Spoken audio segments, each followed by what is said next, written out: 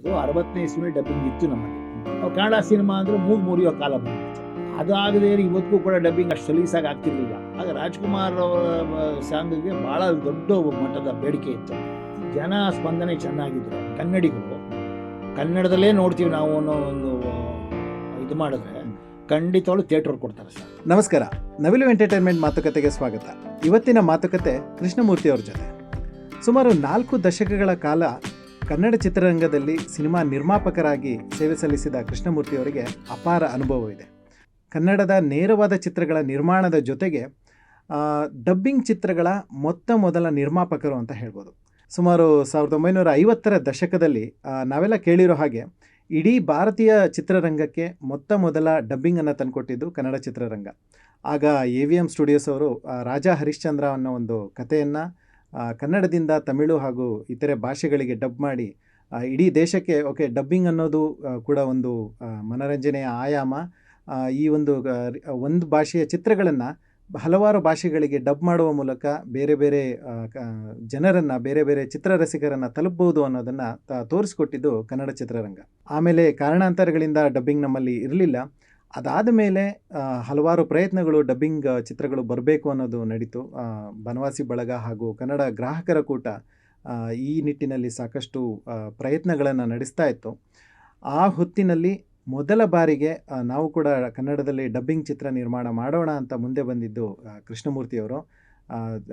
ಹೇಳೋದಷ್ಟೇ ಅಲ್ಲ, ಸುಮಾರು 3ರಿಂದ 4 ಚಿತ್ರಗಳ ನಿರ್ಮಾಣವನ್ನು ಕೂಡ ಮಾಡಿ ಕನ್ನಡ ಡಬ್ಬಿಂಗ್ಗೆ ಈಗೇನು ಕನ್ನಡ ಡಬ್ಬಿಂಗಲ್ಲಿ ಸಾಕಷ್ಟು ಸಿನಿಮಾ, ಧಾರಾವಾಹಿಗಳು ಹಾಗೂ ವೆಬ್ ಸೀರೀಸ್ಗಳು ಬರ್ತಾ ಇದೆಯೋ ಅದೆಲ್ಲದಕ್ಕೂ ಒಂದು ಮುನ್ನುಡಿಯನ್ನು ಬರ್ತಿದ್ದು ಕೃಷ್ಣಮೂರ್ತಿಯವರು.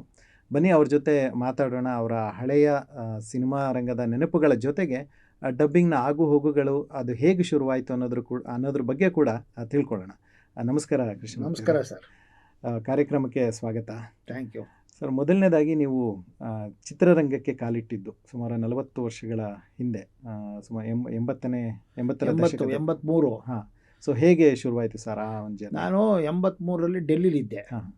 ಆಗ ಇಲ್ಲಿ ಖ್ಯಾತ ಪತ್ರಕರ್ತರು ಒಂದಷ್ಟು ಜನ ಇದ್ದರು. ಈಗ ಅವ್ರು ಯಾರೂ ಇಲ್ಲ. ಅವರು ಅಲ್ಲಿ ಏನೋ ಕೆಲಸಗಳು ಅವರ ಪತ್ರಿಕಾ ಕೆಲಸಕ್ಕೆ ಬರ್ತಾಯಿದ್ರು. ಹಾಗಾಗಿ ಏನಾಗ್ತಿತ್ತು ಅಂದರೆ ನನ್ನ ಭೇಟಿ ಮಾಡೋರು ನಮ್ಮ ಜೊತೆಲೇ ಇರೋರು, ನನ್ನ ಅಕಾಮಿಡೇಷನ್ ಅವರು ಇರೋರು. ಪಾಪ ಡೆಲ್ಲಿಗೆ ಬಂದು ಅವ್ರು ಇನ್ನೆಲ್ಲಿ ಹೋಗ್ತಾರೆ. ಆವಾಗ ಅವ್ರು ಏನು ಮಾಡಿದ್ರು, ಒಂದು ಸಿನಿಮಾ ಮಾಡ್ತಾಯಿದ್ರು, ಎದುರು ಮನೆ ಮೀನಾ ಅಂತ. ಅದು 83ರಲ್ಲಿ ಶುರು ಮಾಡಿದ್ದು ಅಂತ ಕಾಣ್ತದೆ. ಅದಕ್ಕೆ ಮುಂಚೆ ಒಂದು ಯಾವುದೋ ಮಾಡಿದ್ವಿ. ಅವ್ರೇನು ಮಾಡಿದ್ರು ಅಂದರೆ, ನೀವು ಒಂದಷ್ಟು ಬಂಡವಾಳ ಹಾಕಿ ಅವಾಗೆಲ್ಲ 5 ಲಕ್ಷ ಸಾಕು, 5 ಲಕ್ಷ ಬಂಡವಾಳ ಹಾಕಿ ನಾವು ಸಿನಿಮಾ ಮಾಡೋಣ ಅಂಥೇಳಿ ಮಾಡಿದ್ರು. ಆಗ ಒಬ್ಬರು ಬಾಲಕೃಷ್ಣ ಅಂತ ಡೈರೆಕ್ಟ್ರ್ ಇದ್ದರು, ಈಗಲೂ ಇದ್ದಾರೆ ಅವರು. ಅವರ ಇದರಲ್ಲಿ ಅಭಿನಯ ಮತ್ತು ಶಿವಕುಮಾರ್ ಅವರ ಕಲಾವಿದರು ಅವರು ಸೇರಿಕೊಂಡು ಒಂದು ಪಿಕ್ಚರ್ನ ಮಾಡಿದ್ವಿ. ಅದು ರಿಲೀಸ್ ಆಯಿತು, ನಮ್ಮ ಸ್ವಪ್ನ ಚಿತ್ರಮಂದಿರದಲ್ಲಿ ರಿಲೀಸ್ ಆಯಿತು. ಸುಮಾರಾಗಿ ಹೋಯ್ತು ಒಂದಷ್ಟು. ಆದರೆ ಏನು ಅದರಲ್ಲಿ ಹಣಕಾಸು ಏನು ಬರಲಿಲ್ಲ ಅಂತ, ಸ್ಟಾರ್ ಕ್ಯಾಸ್ಟ್ ಇರಲಿಲ್ಲ, ಹಣಕಾಸು ಏನು ಬರಲಿಲ್ಲ. ಸಬ್ಸಿಡಿ ಅವಾಗ 5 ಲಕ್ಷ ರೂಪಾಯಿ ಸಬ್ಸಿಡಿ ಇತ್ತು, 5 ಲಕ್ಷ 2.5 ಲಕ್ಷ ಸಬ್ಸಿಡಿ ಇತ್ತು, ಕೊಟ್ಟರು ಅದನ್ನು. ಅಷ್ಟಾಯಿತು. ಅನಂತರದಲ್ಲಿ ಮತ್ತೆ ಸಿನಿಮಾ ಶುರು ಮಾಡಬೇಕಾಯಿತು. ಆವಾಗ ಹೊಸರಾಗ ಅಂತ ಒಂದು ಶಶಿಧರ್ ಅವರ ಇದೆ, ಶಶಿಕುಮಾರ್ ಅವರ ಒಂದು ಇದರೊಳಗೆ ಸುಧಾರಾಣೆ ಇನ್ಯಾರನ್ನು ಹಾಕ್ಕೊಂಡು ಒಂದು ಸಿನಿಮಾ ಮಾಡಬೇಕಾಗಿತ್ತು. ಆವಾಗ ಒಬ್ಬರು ಗಾಂಧಿನಗರದಲ್ಲಿ ಪಾಲ್ ಚಂದಾನಿ ಅಂತ ಫೈನಾನ್ಸರು, ಡಿಸ್ಟ್ರಿಬ್ಯೂಟ್ರ್ ಇದ್ದರು. ಅವರು ಭಾಳ ಬ್ಯಾಕ್ ಮಾಡಿದ್ರು ನಮಗೆ. ಹಾಗಾಗಿ ಅವರ ಪಾಪ ಬ್ಯಾಕ್ ಮಾಡಿದ್ದ ಕಾರಣದಿಂದಾಗಿ ನಮಗೆ ಅಲ್ಲಿ ಅನೇಕ ಸಿನಿಮಾಗಳಾಯಿತು. ಅದ್ರ ಜೊತೆಗೆ ಒಲವಿನ ಉಡುಗೊರೆ ಆಯಿತು, ಎಲ್ಲಕ್ಕೂ ಅವರೇ ಬ್ಯಾಕ್ ಮಾಡ್ತಾಯಿದ್ದು. ಆಮೇಲೆ ನಾನು ಬೇರೆ ಬೇರೆಯವ್ರ ಹತ್ರ ಹೋಗಿ ಕೆಲಸ ಮಾಡ್ತಿದ್ದೆ. ವಿಜಯ ರೆಡ್ಡಿ ಅವ್ರ ಹತ್ರ ಹೋಗ್ತಿದ್ದೆ, ಅಲ್ಲಿ ಹೋಗ್ತಿದ್ದೆ, ಇಲ್ಲಿ ಹೋಗ್ತಿದ್ದೆ. ಅವಾಗೆಲ್ಲ ಇನ್ನೂ ನಮ್ಮ ಉದಯ್ ಶಂಕರ್ ಅವರು ಇವರೆಲ್ಲ ಬದುಕಿದ್ರು. ನಾನು ಎಲ್ಲರೂ ಭಾಳ ಹೋಗಿ ಅವ್ರ ಹತ್ರ ಎಲ್ಲ ಮಾತಾಡಿ ವಿಶ್ವಾಸದಲ್ಲಿದ್ದೆ. ಹಾಗಾಗಿ ಏನಾಗೋದು ಅಂದರೆ, ಈ ಅನೇಕ ನಿರ್ಮಾಪಕರು ಅವಾಗ ಇನ್ನೂ ಚಿತ್ರರಂಗ ಅಂದರೆ ಥಿಯೇಟ್ರಲ್ಲಿ ಸಿನಿಮಾ ನೋಡಿ ದುಡ್ಡು ಬರಬೇಕು ಅಷ್ಟೇ. ಈ ಥರ ಯಾವುದೇ ಡಿಜಿಟಲ್ಲು ಅವು ಏನೂ ಇಲ್ಲದಿದ್ರೋ ಕಾಲ. ಹಾಗಾಗಿ ಏನಾಗೋದು ಅಂದರೆ, ನಾನು ಅನೇಕ ಜನರ ಜೊತೆ ಕೆಲಸ ಮಾಡ್ತಾಯಿದ್ದೆ. ಅದರೆಲ್ಲ ಆಮೇಲೆ ನಾನು ಆಡಿಯೋ ಕಂಪ್ನಿ ಕೂಡ ಮಾಡಿದೆ. ಸರ್, ಆಡಿಯೋ ಕಂಪನಿ ಹೆಸರು ಅಕ್ಷಯ ರೆಕಾರ್ಡಿಂಗ್ ಕಂಪನಿ ಅಂತ ಇತ್ತು, ಅದನ್ನು ಮಾಡಿದೆ. ಆವಾಗ ನಾನು ಅನೇಕ ಸಿನಿಮಾಗಳು, ಸುಮಾರು 50-60 ಸಿನಿಮಾಗಳಿಗೆ ನಾನು ಹಣಕಾಸಿನ ವ್ಯವಸ್ಥೆ ಮಾಡ್ತಾಯಿದ್ದೆ. ಅವ್ರು ಸಾಂಗ್ ಮಾಡಿಸ್ಕೊಡೋದು, ಅವಾಗೆಲ್ಲ ಸಾಂಗ್ ಭಾಳ ಪ್ರಾಮುಖ್ಯತೆ. ಅವಾಗ ಸಿಕ್ಕಾಪಟ್ಟೆ ಖರ್ಚಾಗೋದು, ಸುಮಾರು 8 ಲಕ್ಷ 10 ಲಕ್ಷ 15 ಲಕ್ಷ ಎಲ್ಲ ಖರ್ಚಾಗೋದು. ಅದೆಲ್ಲ ಮಾಡಿಸ್ಕೊಡ್ತಾ ಇದ್ದೆ. ಸುಮಾರು ಪಿಕ್ಚರ್ಗಳನ್ನ ಮಾಡ್ತಿದ್ದೆ. ಆಮೇಲೆ ಒಳ್ಳೆ ನನ್ನ ಹತ್ರ ಆಲ್ಬಮ್ ಚೆನ್ನಾಗಿತ್ತು. ಆಮೇಲೆ ಭಕ್ತಿಗೀತೆಗಳು, ಭಾವಗೀತೆಗಳು, ಎಲ್ಲ ಮಾಡಿದ್ದೆ ನಾನು. ಆಮೇಲೆ ಡಿವೋಷನಲ್ ಸಾಂಗ್ಸು ಇತ್ತು. ಹಾಂ. ಹಾಗಾಗಿ ಎಲ್ಲ ಡಿವೋಷನಲ್ ಸಾಂಗ್ಸಲ್ಲಿ ಬಾಲಸುಬ್ರಹ್ಮಣ್ಯಂ, ಯೇಸುದಾಸು ಎಲ್ಲರ ಕೈಲೂ ಆಡಿಸಿದ್ದೆ ನಾನು. Okay okay. ಅದು ಆ ರೀತಿಯಾಗಿ ಭಾಳ ಜನ ನಿರ್ಮಾಪಕರು ನಮ್ಮ ನಿಕಟ ಸಂಪರ್ಕಕ್ಕೆ ಬಂದರು. Okay okay. ಆಮೇಲೆ ನನಗೆ ಆಫೀಸು ಇತ್ತು ಒಂದು ಇದರೊಳಗೆ ರಾಜಾಜಿನಗರದಲ್ಲಿ. ಹಾಗಾಗಿ ಏನಾಗ್ತಿತ್ತು, ನಿಕಟ ಸಂಪರ್ಕಕ್ಕೆ ಬಂದರು. ಆಮೇಲೆ ಹಲವಾರು ಈ ಥರದ ಯೋಜನೆಗಳು ನಡೆಯೋದು. ಜೊತೆಗೆ ಪಾಲ್ ಚಂದಾನಿ ಅವ್ರು ಏನು ಮಾಡಿದ್ರು ಅಂದರೆ, ಅವರು ಬರೀ ಬೆಂಗಳೂರು ಮಾತ್ರ ರಿಲೀಸ್ ಮಾಡ್ತಿರು, ಸಿಟಿ ಸೆಂಟರ್ಸ್ ಮಾತ್ರ ಮಾಡಿ. ಅವರು ಆಫ್ಟರ್ ಸಿಟಿ ಅಂತ ನಮ್ಮಲ್ಲಿ ಒಂದು ಇದೆ, ಕ್ಯಾಟಗರಿ ಇದೆ. ಅಂದರೆ ಸಿಟಿ ಆದಮೇಲೆ ಕೆಲವು ಸೆಂಟರ್ಸ್ ಬರುತ್ತದೆ. ಈಗ ಬೆಂಗಳೂರು ಆದಮೇಲೆ ಏನಾಗುತ್ತೆ, ಇಲ್ಲ ಕನಕಪುರ ಅದು ಇದು ಹಿಂಗೆಲ್ಲ ಬರ್ತದೆ. ಅದನ್ನು ಅವ್ರು ಮಾಡ್ತಾ ಇರಲಿಲ್ಲ. ಆವಾಗ ಏನು ಮಾಡೋರು, ಅವ್ರು ನಾನು ಕರೆದ ಸಿನಿಮಾಗಳನ್ನೆಲ್ಲ ಕೊಡೋರು. ಅದು ಹಿಂದಿ ಇರ್ಬೋದು, ಕನ್ನಡ ಇರ್ಬೋದು, ಎಲ್ಲ ಸಿನಿಮಾ ನಮಗೆ ಕೊಡೋರು. ನೀನು ರೀ ಮಾಡಿ ನಮಗೆ ಇಷ್ಟು ಫಂಡು ಅಂತ ನನಗೆ ಅದು ಹೇಳ್ಬಿಟ್ಟು ದುಡ್ಡು ಇಷ್ಟು ದುಡ್ಡು ಕೊಡಬೇಕು ಅಂತೇಳಿ ಒಂದು ಬುಕ್ ಇಟ್ಬಿಟ್ಟು ಕೊಡೋರು ಪಿಕ್ಚರು. ನಾನು ಅದು ಕಲೆಕ್ಟ್ ಆದಂಗೆ ತಗೊಂಡು ಅವ್ರಿಗೆ ಕೊಡ್ತಾ ಇದ್ದೆ. ಈ ರೀತಿ ಭಾಳ ಸಿನಿಮಾಗಳನ್ನು ನಮಗೇನು ಸಂಬಂಧ ಇಲ್ದಿದ್ರು ಕೂಡ ಅವರು ಡಿಸ್ಟ್ರಿಬ್ಯೂಟರ್ ಆಗಿದ್ದರಿಂದ, ಅವ್ರು ದೊಡ್ಡ ಫೈನಾನ್ಸರು ಮತ್ತು ಡಿಸ್ಟ್ರಿಬ್ಯೂಟರ್ ಆಗಿದ್ದರಿಂದ ಅವರು ಮಾಡ್ತಿದ್ದ ಸಿನಿಮಾಗಳನ್ನು ಆಫ್ಟರ್ ಸಿಟಿ ನಾನು ಮಾಡ್ತಾಯಿದ್ದೆ. ಸೊ ನೀವು ಅಂದರೆ ಒಂದು ಡಿಸ್ಟ್ರಿಬ್ಯೂಷನ್ ಇಂದು ಕೂಡ ನಿಮಗೆ ಡಿಸ್ಟ್ರಿಬ್ಯೂಷನ್ ಭಾಳ ಜಾಸ್ತಿ ಮಾಡಿದ್ದೀನಿ ನಾನು. ಡಿಸ್ಟ್ರಿಬ್ಯೂಷನ್ ಭಾಳ ಮಾಡಿದ್ದೀನಿ. ಡಿಸ್ಟ್ರಿಬ್ಯೂಷನಲ್ಲಿ ಏನಂದರೆ ಯಾರು ಬೇಕಾದ್ರೂ ಸಿನಿಮಾ ಕೊಡ್ತಾರೆ, ಡಿಸ್ಟ್ರಿಬ್ಯೂಷನ್ ಮಾಡೋದು ಕೂತ್ಕೊಂಡು. ಆದರೆ ಏನು ಆಫ್ಟರ್ ಸಿಟಿ ಅವರೇ ರಿಲೀಸ್ ಮಾಡೋರು. ಯಾಕಂದರೆ ಅವರು ಥಿಯೇಟ್ರ್ಗಳೆಲ್ಲ ಇತ್ತು ಅವ್ರದ್ದು. ತ್ರಿವೇಣಿ ಅವ್ರ ಕೈಯಲ್ಲಿತ್ತು, ಸಂತೋಷ್ ಅವ್ರ ಕೈಯಲ್ಲಿತ್ತು. ಹಾಗಾಗಿ ಅವ್ರ ಸಿಟಿ ಎಲ್ಲ ಇಲ್ಲೇ ಮಾಡಿದ್ರು. ನಾಟ್ ಓನ್ಲಿ ಬ್ಯಾಂಗ್ಳೂರ್, ಹೊರಗಡೆ ಕೂಡ ಇತ್ತು ಅವ್ರದ್ದೆಲ್ಲ, ಹುಬ್ಳಿ ಗಿಬ್ಳಿ ಎಲ್ಲ ಕಡೆನೂ ಇತ್ತು ಅವರು. ಭಾಳ ಹಾಗಾಗಿ ಅವ್ರು ಏನು ಮಾಡೋರು ಅಂದರೆ ಅದೆಲ್ಲ ಮಾಡ್ಕೊಳ್ಳೋರು. ಆಫ್ಟರ್ ಸಿಟಿ ತಂದು ನನಗೆ ಬೆಂಗಳೂರು BKTನ ನನಗೆ ಕೊಡೋರು. ಈ ರೀತಿ ಬೇರೆ ಬೇರೆಯವರಿಗೆ ಆಯಾ ಇದರೊಳಗೆ ಏರಿಯಾಗಳಲ್ಲಿ ಕೊಡ್ತಾಯಿದ್ರು. ನೀವಾಗ ಡಿಸ್ಟ್ರಿಬ್ಯೂಷನ್ ಆಯಿತು. ಸಿನಿಮಾ ಅಣ್ಣವ್ರ ಜೊತೆ ಮಾಡೋದಕ್ಕಾಗಲಿಲ್ಲ, ಆದರೂ ನಿಮಗೂ ಮತ್ತು ರಾಜ್ಕುಮಾರ್ ಅವರಿಗೂ ಸಂಬಂಧ ಚೆನ್ನಾಗಿತ್ತು. ಯಾಕೆಂದರೆ ನಾನು ಆಡಿಯೋ ಕಂಪನಿ ಎಲ್ಲ ಮಾಡಿದಾಗ ಸುಮಾರು ಒಂದು 6 ಪ್ರೋಗ್ರಾಮ್ಸ್ ಮಾಡಿಕೊಟ್ರು ಅವರು. ಎಲ್ಲ ಭಕ್ತಿಗೀತೆಗಳು ಅದು ಇದು ಎಲ್ಲ ಮಾಡೋರು. ಪಾಪ ಅವರು ಬರೋರು, ಬಂದು ಭಾಳ ನಮ್ಮ ರಾಜಾಜಿನಗರ ಆಫೀಸಲ್ಲಿ ಬಂದು ಕೂತ್ಕೊಂಡು ಗೊತ್ತಾಗ್ತಿರಲಿಲ್ಲ ಯಾರಿಗೂ. ಯಾಕೆಂದ್ರೆ AC ಆಫೀಸ್ ಇತ್ತದು, ಒಳಗೆ ಬಂದರೆ ಯಾರಿಗೂ ಗೊತ್ತಾಗ್ತಿರಲಿಲ್ಲ. ಹಾಗೆಲ್ಲ ಬಂದು ಮಾಡೋರು. ನಮ್ಮ ಸ್ಟುಡಿಯೋ ಇತ್ತು, ಆ ಸ್ಟುಡಿಯೋಲಿ ಆಡೋರು ಅವರು. ಅದೆಲ್ಲ ಆ ಸಂಬಂಧದಿಂದಾಗಿ ಹಂಗೆ ಆ ಸಂಬಂಧ ಚೆನ್ನಾಗಿತ್ತು. ನಾನು ಅವ್ರನ್ನ ಅಪ್ರೋಚ್ ಮಾಡಿ ಮೊದಲ ಸತಿ ಮಾಡುವಾಗ ನಮ್ಮಲ್ಲಿ ಒಬ್ಬರು ಮ್ಯಾನೇಜರ್ ಇದ್ದರು, ಸುಂದರ, ಅವರು ಮಾಡಿಸಿದ್ದು ಅದನ್ನು. ಆಮೇಲೆ ನನಗೂ ಅವರದ್ದು ಒಂದು 5-6 ಪ್ರೋಗ್ರಾಮ್ ಮಾಡಿಕೊಟ್ರು. ಪ್ರೋಗ್ರಾಮ್ ಮಾಡ್ಸಕ್ಕಂತೂ ಅದು ಜನ ಕ್ಯೂ ನಿಂತಿರೋರು. ಅದರಲ್ಲೂ ಬಾಬಾ ಅವರು ಸೆಲೆಕ್ಟಿವ್ ಆಗಿ ಎಲ್ಲರೂ ಒಬ್ಬನಿಗೆ ಮಾಡೋಕ್ಕಾಗಲ್ವಲ್ಲ, ಅದಕ್ಕೆ ಮಾಡಿಕೊಟ್ರು. ಸೊ ಒಂದು 6 ಹಾಡುಗಳು ಅಂದರೆ 6 ಕ್ಯಾಸೆಟ್ಗಳು, 6 ಕ್ಯಾಸೆಟ್ಟು ಸರ್. ಒಂದು ಕ್ಯಾಸೆಟ್ಗೆ 5-6 ಸಾಂಗ್ಸ್ ಇರ್ತದೆ, ಭಕ್ತಿಗೀತೆಗಳು. ಅದನ್ನೇನು ಮಾಡೋರು ಅಂದರೆ, ನಾವು ಬರ್ಸಿದ್ವಿ ಒಂದು ಮನೋಹರ್ ಹಿಂಗೆ ಮ್ಯೂಸಿಕ್ ಡೈರೆಕ್ಟ್ರು ಯಾರು ಹೇಳೋರು. ಅವಾಗ ಅವ್ರ ತಮ್ಮನೂ ಇದ್ದರು, ಅಣ್ಣ ತಮ್ಮ ಇಬ್ಬರು ಕೂತ್ಕೊಂಡು ನಾವು ಅಲ್ಲಿ ಕಂಪೋಸ್ ಅವ್ರ ಮನೇಲೇ ಕಂಪೋಸ್ ಮಾಡ್ತಾಯಿದ್ವಿ. ಅವ್ರ ಮನೇಲೇ ಕಂಪೋಸ್ ಮಾಡೋಕ್ಕೆ ಅವಕಾಶ ಕೊಟ್ಟಿದ್ರು. ಮತ್ತು ಅಲ್ಲೇ ಕಂಪೋಸ್, ಅವ್ರ ಎದುರಿಗೆ ಕಂಪೋಸ್ ಆಗೋದು. ಅವ್ರು ಹೇಳೋರು, ಅವ್ರಿಗೆ ಸಂಗೀತದಲ್ಲಿ ಭಾಳ ಒಳ್ಳೆಯ ಜ್ಞಾನ ಇತ್ತು ಅವ್ರಿಗೆ. ಇದು ಹಿಂಗೆ ಮಾಡು ಅಂತ ಮ್ಯೂಸಿಕ್ ಡೈರೆಕ್ಟ್ರಿಗೆ ಹೇಳೋರು. ಮ್ಯೂಸಿಕ್ ಡೈರೆಕ್ಟ್ರಲ್ಲೂ ಕೂಡ ಪರಿಣಿತರಿದ್ರು, ಆದ್ರೂ ಅವ್ರಿಗೆ ಹೇಳೋರು. ಅದನ್ನ ಪ್ರಕಾರ ಅವ್ರು ಮಾಡೋರು. ಹಾಗಾಗಿ ಏನಾಗ್ತಿತ್ತು ಅಂದರೆ ಸಾಂಗ್ಗಳೆಲ್ಲ ಚೆನ್ನಾಗಿ ಬರೋದು. ಹಾಗೆ ರಾಜ್ಕುಮಾರ್ ಸಾಂಗಿಗೆ ಭಾಳ ದೊಡ್ಡ ಮಟ್ಟದ ಬೇಡಿಕೆ ಇತ್ತು ಮಾರ್ಕೆಟಲ್ಲಿ. ಹೌದು, ಆಮೇಲೆ ಆ ಬೇಡಿಕೆಗೆ ಭಾಳ ಜನ ಅವ್ರ ಹತ್ರ ಹೋಗೋರು. ಅವ್ರು ಯಾರಿಗೂ ಇಲ್ಲ ಅಂತಿರಲಿಲ್ಲ, ಎಲ್ರಿಗೂ ಮಾಡ್ಕೊಡೋರು. ಸ್ವಲ್ಪ ನಿಧಾನ ಆಗ್ತಿತ್ತು, ಯಾಕೆಂದರೆ ಮೊದಲು ಬರೋರು ಮಾಡ್ತಿದ್ರಲ್ಲ. ಹಂಗೆ ಅವರೆಲ್ಲ ನೋಡೋರು, ಲಿರಿಕ್ಸ್ ನೋಡೋರು, ಆಮೇಲೆ ಕಂಪೋಸಿಷನ್ ನೋಡೋರು, ಆಮೇಲೆ ಅವ್ರು ಬಂದು ಆಡ್ತಿದ್ರು. ಸೊ ಒಟ್ಟಾರೆಯಾಗಿ ಒಂದು ಕನ್ನಡ ಚಿತ್ರರಂಗ ಅನ್ನೋದು ಆಗಾಗ ಬೇರೆ ಬೇರೆ ಒಂದು ಎಕ್ಸ್ಪೆರಿಮೆಂಟ್ಗಳನ್ನು ಮಾಡ್ತಾ ಬಂತು. ಅಂದರೆ ಬೇರೆ ಬೇರೆ ವಿಷಯಗಳಿಗೆ ತೆರ್ಕೊಳ್ತಾ ಬಂತು. ಅದರಲ್ಲಿ ಅಂದರೆ ಕಳೆದ 40 ವರ್ಷದಲ್ಲಿ ನೀವು ನೋಡಿದ ಹಾಗೆ ಎಕ್ಸ್ಪೆರಿಮೆಂಟ್ಗಳು ಸಿನಿಮಾ ಮೇಕಿಂಗಲ್ಲಿರ್ಬೋದು, ಅಥವಾ ಹೊರಗಡೆ ಅಂದರೆ ಫಾರಿನಿಗೆ ಹೋಗಿ ಶೂಟ್ ಮಾಡ್ಕೊಂಡು ಬರೋದು, ಅಥವಾ ಓವರಾಲ್ ಒಂದು ರೀತಿಯ ಸಿನಿಮಾ ಮೇಕಿಂಗ್ ಸ್ಟೈಲಲ್ಲೇ ಬೇರೆ ಬೇರೆಯ ಚೇಂಜಸ್ಗಳಾಗ್ತಾ ಬಂತು. ಅವುಗಳ ಜೊತೆಗೆ ನಮಗೆ ಡಬ್ಬಿಂಗ್ ಅನ್ನೋದು ಕೂಡ ಒಂದು ಹೊಸ ಎಕ್ಸ್ಪೆರಿಮೆಂಟ್ ಆಗಿ ಶುರುವಾಗ್ತಾ ಹೋಯಿತು. ಸುಮಾರು ಒಂದು 2006-08ರಿಂದ ಡಬ್ಬಿಂಗ್ ಚಿತ್ರಗಳು ಬೇಕು ಅನ್ನೋ ಒಂದು ಬೇಡಿಕೆ ಬಂತು. ಅದರಲ್ಲೂ ಮುಖ್ಯವಾಗಿ ಬನವಾಸಿ ಬಳಗ ಮತ್ತು ಕನ್ನಡ ಗ್ರಾಹಕ ಕೂಟದವರು ಅದ್ರ ಬಗ್ಗೆ ಜಾಸ್ತಿ ಜನಜಾಗೃತಿ ಮೂಡಿಸಿ ಒಂದಷ್ಟು ಕೆಲಸಗಳು ನಡೀತಾ ಇತ್ತು. ಆ ಹೊತ್ತಲ್ಲಿ ಅವರು ಅಂದರೆ ಜನಜಾಗೃತಿ ಅಥವಾ ಅವುಗಳ ಬಗ್ಗೆ ಒಂದು ಜನರಿಗೆ ಒಂದು ಅವೇರ್ನೆಸ್ ಕ್ರಿಯೇಟ್ ಮಾಡೋದ್ರ ಕೆಲಸ ಮಾಡ್ತಾಯಿದ್ರು. ಆದರೆ ಉದ್ದಿಮೆ ಸೈಡಿಂದ ಯಾವ ಒಂದು ಅಂದರೆ ಮಾತುಗಳು ಡಬ್ಬಿಂಗ್ ಮಾಡೋದ್ರ ಬಗ್ಗೆ ಆಗಲಿ ಅಷ್ಟೊಂದು ಕೇಳಿ ಬರ್ತಾ ಇರಲಿಲ್ಲ.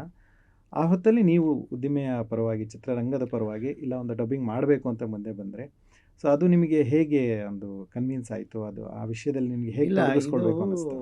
ಈ ಡಬ್ಬಿಂಗ್ ಮಾಡಬೇಕು ಅನ್ನೋದು ನನ್ನ ಭಾಳ ಹಳೆಯ ಆಸೆ. ಅದು ಈ ಮೊದಲು ಈ ಒಂದು ಇದನ್ನು ಪ್ರಾರಂಭ ಹಾಕೋ ಮುಂಚೆ ಕೂಡ, ಈ ಅಭಿಯಾನ ಪ್ರಾರಂಭ ಹಾಕೋ ಮುಂಚೆಯಿಂದಲೂ ನನಗೆ ಆಸೆ ಇತ್ತು. ನಾನು ಭಾಳ ಸರಿ ಡಿಸ್ಕಸ್ ಮಾಡ್ತಾ ಇದ್ದೆ, ಆಫೀಸ್ಗಳಿಗೆ ಹೋಗ್ತಿದ್ವಲ್ಲ, ಆಫೀಸ್ಗಳಿಗೆ ಯಾಕೆ ಡಬ್ಬಿಂಗ್ ಮಾಡಬಾರ್ದು ನಾವು ಅಂತೆಲ್ಲ ಹೇಳ್ತಿದ್ವಿ. ಆಗ ಈ ಕಾರಣಾಂತರದಿಂದ ಅವರು ಗಲಾಟೆ ಮಾಡ್ತಾರೆ, ಇವ್ರು ಗಲಾಟೆ ಮಾಡ್ತಾರೆ, ಅದಾಗಲ್ಲ ಇದೇ ಇಂತ ಏನೋ ಮಾಡಿ ತಡೆ ಹಿಡಿಯೋರು.